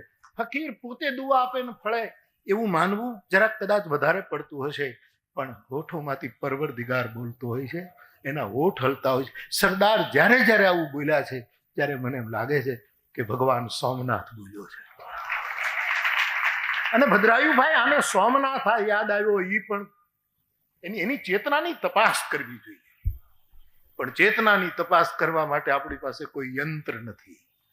ચેતનાઓને સમાપ્ત કરવાના યંત્રો આવ્યા છે કે ગાંધી ચેતનાને આપણે મિટાવી શકીએ સ્થૂળ રૂપમાં, પણ ચેતનાને માપી શકાય એવા યંત્રો વિજ્ઞાન પાસે નથી. કદાચ એ ભૂમિકાએ પહોંચેલા પાસે હોય. આનું બહુ જ પૃથક્કરણ થવું જોઈએ. એની આખી જીવન યાત્રાનું બહુ જ બારીક અવલોકન થવું જોઈએ કે આ માણસ એના જે અનટચ જે મુદ્દાઓ છે એને સ્પર્શ થવો જોઈએ. આ માણસનું શૌર્ય, કેવું શૌર્ય! મને બહુ ગમે. એમ કહે કે હું એજન્ટો સાથે વાત નથી કરતો. આ પદ્મનાભ પાસે હું નહીં જાઉં, એને મારી ઓફિસર. ધન્ય હો, ધન્ય. આ કેટલી મોટી વાત! એનો અર્થ સરદાર ઈશ્વરનું અપમાન કરે છે એમ નહીં, પણ ઈશ્વર આપણા હાથ વગો હોવું જોઈએ. મેં આપને ઘણી વખત કથામાં કહ્યું કે જાનકીજીની સામે વરઘોડિયાના રૂપમાં રામ સ્વયં બેઠા છે. અહીંયા જાનકી બેઠી છે, અને એ વખતે બહુ મર્યાદા, બહુ લજ્જા. હજી 50 વર્ષ પહેલા ખૂબ જ લજ્જા ને મર્યાદા રહી. 60 વર્ષ પહેલા પણ. આ તો રામાવતારની વાત ત્યારે વધારે હશે. એટલે રામજી સામે છે, જાનકીને રામને જોવા છે, પણ આ બાજુ વશિષ્ઠ, આ બાજુ શતાનંદ, આ બાજુ જનક, આ બાજુ દશરથ, બંને પરિવારના વડીલો, અને કેવા લગ્ન સાહેબ. એમાં જાનકી ઈચ્છે છે કે હું હવે રામને બરાબર જોઈ લઉં, પણ આ બધાની રૂબરૂમાં રામની સામે કેમ નિહાળવું? મર્યાદા. તુલસી તો કહે છે વિરહ બસ ભાઈ જાનકી. જાનકી વિરહ, આમ 1.5 ફૂટનું અંતર હતું, છતાંય વિરહ બસ ભાઈ જાનકી વિરહ બસ. પછી સીતાએ શું કર્યું કે માં સુનૈનાએ જે રત્ન જડિત, મણિ જડિત જે કંગણ પહેરાવ્યા હતા, એ જ્યારે શતાનંદ અને વશિષ્ઠે કહ્યું કે હાર પહેરાવો, એ હાર પહેરાવા ગયા ત્યારે એ કંગણના હીરામાં એને રામનો ચહેરો દેખાણો. એને એમ થયું કે આ મોકો પકડવા જેવો છે રામને જોવાનો. હવે જો આમ હાર પહેરાવીશ તો આમ થશે, તો રામ જતા રહેશે. આમ થશે એટલે જાનકીનો હાથ આમ રહી ગયો. બધાને થયું કે સીતા હાર પહેરાવો, પણ જાનકી કઈ સાંભળતા આમ ના. મને જાનકીના આ લજ્જાપૂર્ણ સંકેતમાં એવો મેસેજ મળ્યો કે જાનકી એમ કહે છે કે 1.5 ફૂટે ઈશ્વર છેટો હોય તો આપણો નથી, આપણો ઈશ્વર આપણા હાથમાં હોવો જોઈએ, આપણા કંગણમાં. અને આ દેશે આ સ્વીકાર્યું કે હંમેશા મારા દેશની નારીનો ઈશ્વર હંમેશા એના કંગણમાં જ રહ્યો છે. અને જે દિવસે એનો ઈશ્વર વિદાય લે છે ત્યારે કંગણ ઉતારી નાખે છે આ દેશની સ્ત્રી. આવું એક પરંપરા આપણે ત્યાં આવી. એટલે કે ઈશ્વર આપણા હાથવગો હોવો જોઈએ એવું મને સમજાય. બહુ દૂર ઈશ્વર ન પોસાય. અને આમ તો હાથવગો શું, અંતર્વગો છે ઈશ્વર. સર્વભૂતાનામ હૃદયશૈર્જુન તિષ્ઠતિ, પણ એ આપણે નથી અનુભવી શકતા. એટલા માટે તો મારે આપને કહેવું છે બાપ કે આ માણસનું શૌર્ય જે પદ્મનાભને કહે કે મારી મુલાકાતે આવે, મારો ભાવનગરનો નાઝીર કહે કે હું હાથને મારા ફેલાવું તો તારી ખુદાઈ દૂર નથી, પણ હું માંગુ અને પછી તું આપે એ વાત મને મંજૂર નથી. એક ક્લેરોનેટ વગાડનારો, એક કચેરીમાં નોકરી કરનારો ફકીર જેવો નાઝીર દેખૈયા. ક્યારેક ક્યારેક તો એને વાંચું ગાઉં ત્યારે મને નરસિંહ મહેતાનું જાગીને જોઉં તો એ વિચારો આનામાં નાઝીર સુધી પકડાતા દેખાય ને.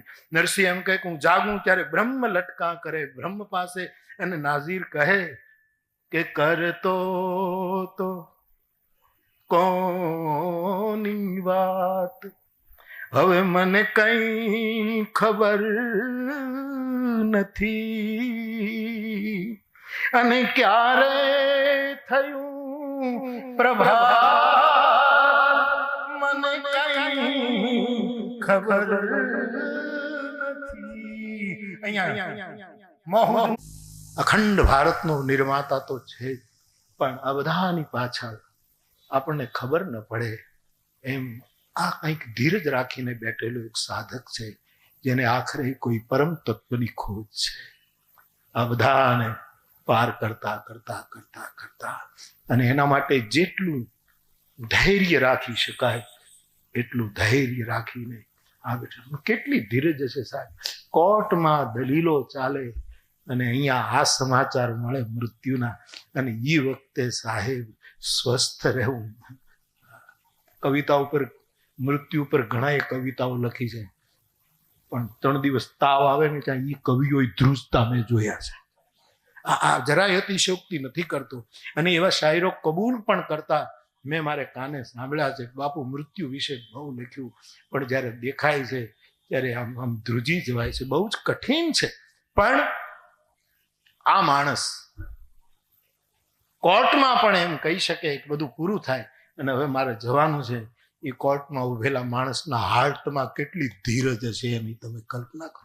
ધૈર્ય. અને શિવસૂત્ર એમ કહે છે, હે સાધુ ધૈર્ય કંથા. સાધુ તારી ગુદડી તો તારી ધીરજ છે. તું ધૈર્ય કેટલું રાખી શકે, તું ધીરજ કેટલી રાખી. સરદારની ધીરજ. જ્યારે એમ લાગે કે ઉતાવળ કરવાની જરૂર છે ત્યારે ઉતાવળના સમયે ઉતાવળ કરવી એ પણ ધીરજ જ છે. 10 વાગ્યાની ટ્રેન બારડોલીથી મળતી હોય ને ટાઈમસર હોય ઇન્ડિયન રેલવે તો 10:05 હોય ને પછી આપણે રેલવે સ્ટેશન પહોંચવામાં એમ કે ધીરજના ફળ મીઠા છે, ધીરજના ફળ મીઠા છે. હા, તો એ ગાંડપણ છે. ટ્રેન જતી રહે અને તારે બીજા વાહનનો કંઈક વ્યવસ્થા કરવી પડે. સમયસર પગલું ભરવું, એને ભલે દુનિયા ઉતાવળ કહેતી હોય પણ એ ઉતાવળ પણ આધ્યાત્મિક ધૈર્ય છે. અને કારણ વગર પ્રમાદી થઈને બેસી રહેવું એ તો વ્યાસના શબ્દોમાં મૃત્યુનો પર્યાય છે. એ તો મૃત્યુનો પર્યાય છે. તો આ માણસનું શૌર્ય, આ માણસનું ધૈર્ય, અને 5મું જે મને બહુ સ્પર્શે, મેં વચ્ચે પણ ઉલ્લેખ કર્યો, આ માણસનો ત્યાગ. મને એવું સમજાય બાપા કે એમણે અંગ્રેજો માટે કે આ નવાબો માટે કે રજવાડાઓ માટે કે પોતાના સાથીઓ માટે કે જ્યારે એને દોટુક કહેવું હશે ત્યારે કઠોર શબ્દમાં બોલ્યા હશે, પણ મારું અવલોકન એવું કે સરદારની વાણીની પાછળ સંદેશમૂલક ભાષા હતી, દ્વેષમૂલક ભાષા નહોતી. આ માણસ કોઈનું દ્વેષ ન કરી શકે, અને દ્વેષ કોઈનો ન કરે, અને કોઈની પાસેથી કોઈ પણ પ્રકારની આકાંક્ષા ન કરે. એના માટે ભગવાન કૃષ્ણ એક નવો સંન્યાસ ઉભો કરે છે ગીતામાં. અર્જુન, તું જાણ, તું આ સમજી લે, તું આ અનુભવી લે. જ્ઞેય, તું જાણ, સમજ. જ્ઞેય સનિત્ય સંન્યાસી. એ માણસ નિત્ય સંન્યાસી છે. કોણ? જો ન દ્વેષ્ટિ, યો ન દ્વેષ્ટિ ન કાંક્ષતી. જે કોઈનો દ્વેષ નથી કરતો અને કોઈની પાસે કોઈ અપેક્ષા નથી રાખતો, એ નિત્ય સંન્યાસ. આપણે ત્યાં સંન્યાસના ઘણા પ્રકાર, દંડી સંન્યાસ, ફલાણો સંન્યાસ, તીવ્ર સંન્યાસ, આ સંન્યાસ, આ સંન્યાસ. આ નિત્ય સંન્યાસ. ખાદીના કપડામાં 2 કે 3 જોડ કપડાનો હમણાં ઉલ્લેખ થયો. આવા કપડામાં એક એવો સંન્યાસી આપણી વચ્ચે હતો કે જેને કપડા રંગવાની જરૂર, એટલે કોઈ કપડા રંગે એની આલોચના નથી અહીંયા, પણ જેને કપડા રંગવાની જરૂર ન પડી અને એ માણસ આપણી વચ્ચેથી વિદાય થયો.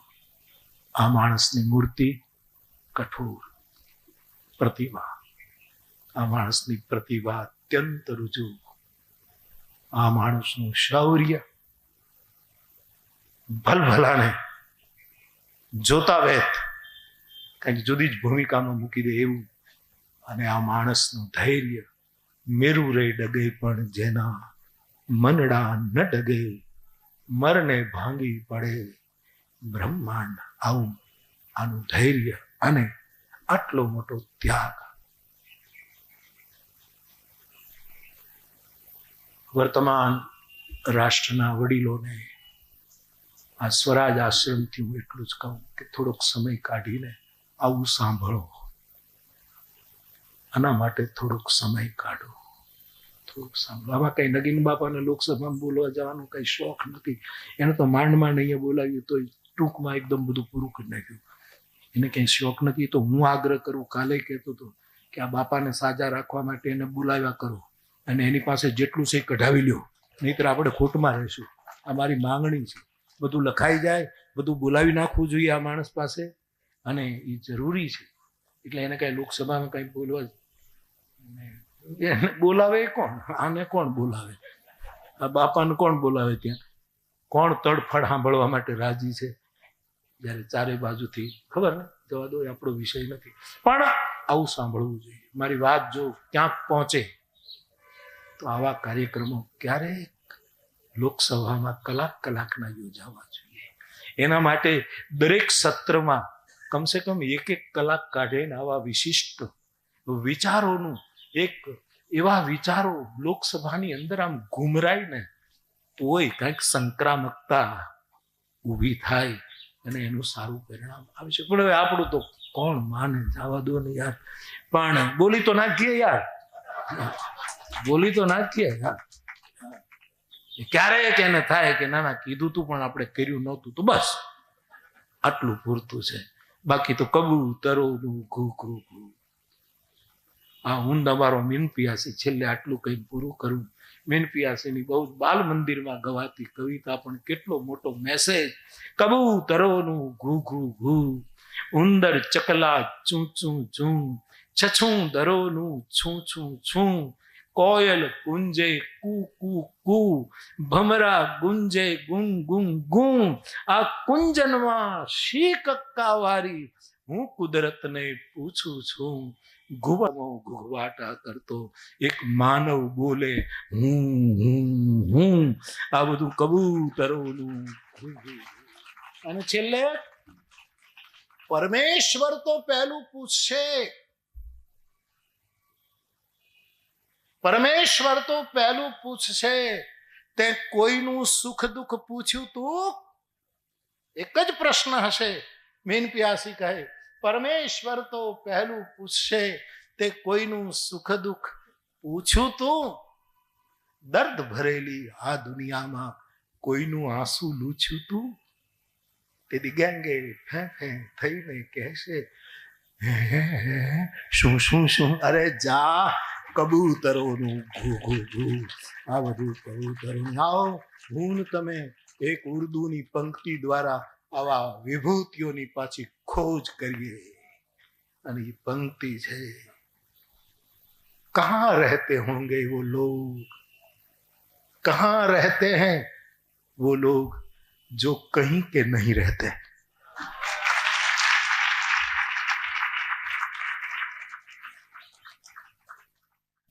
કઠોર, કોમળ, શૌર્ય, ધૈર્ય અને ત્યાગ મૂર્તિ સરદારને આપણે બાપુ થકી, બાપુની દ્રષ્ટિ થકી નિહાળ્યા.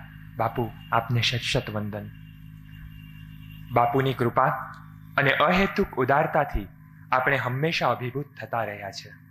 બાપુ, આપ સદાય આવો જ પ્રેમ રાખજો અને વારંવાર આપના સાનિધ્યની સન્નિધિ મળતી રહે એવી પ્રાર્થના.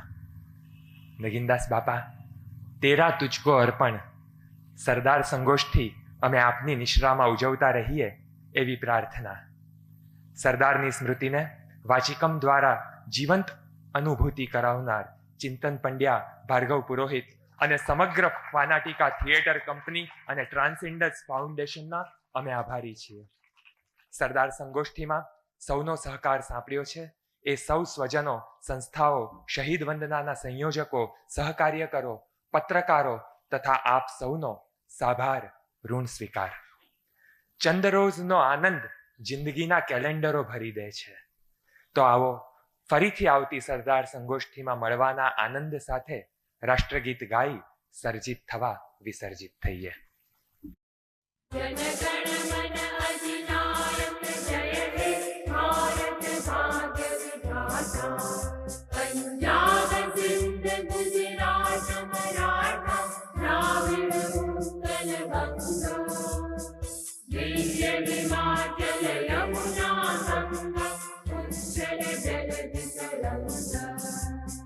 तव शुभ नामे जागे, तव शुभ आशीष मांगे, गावे तव जय गाथा. जन गण मंगल गायक जय हे भारत भाग्य विधाता.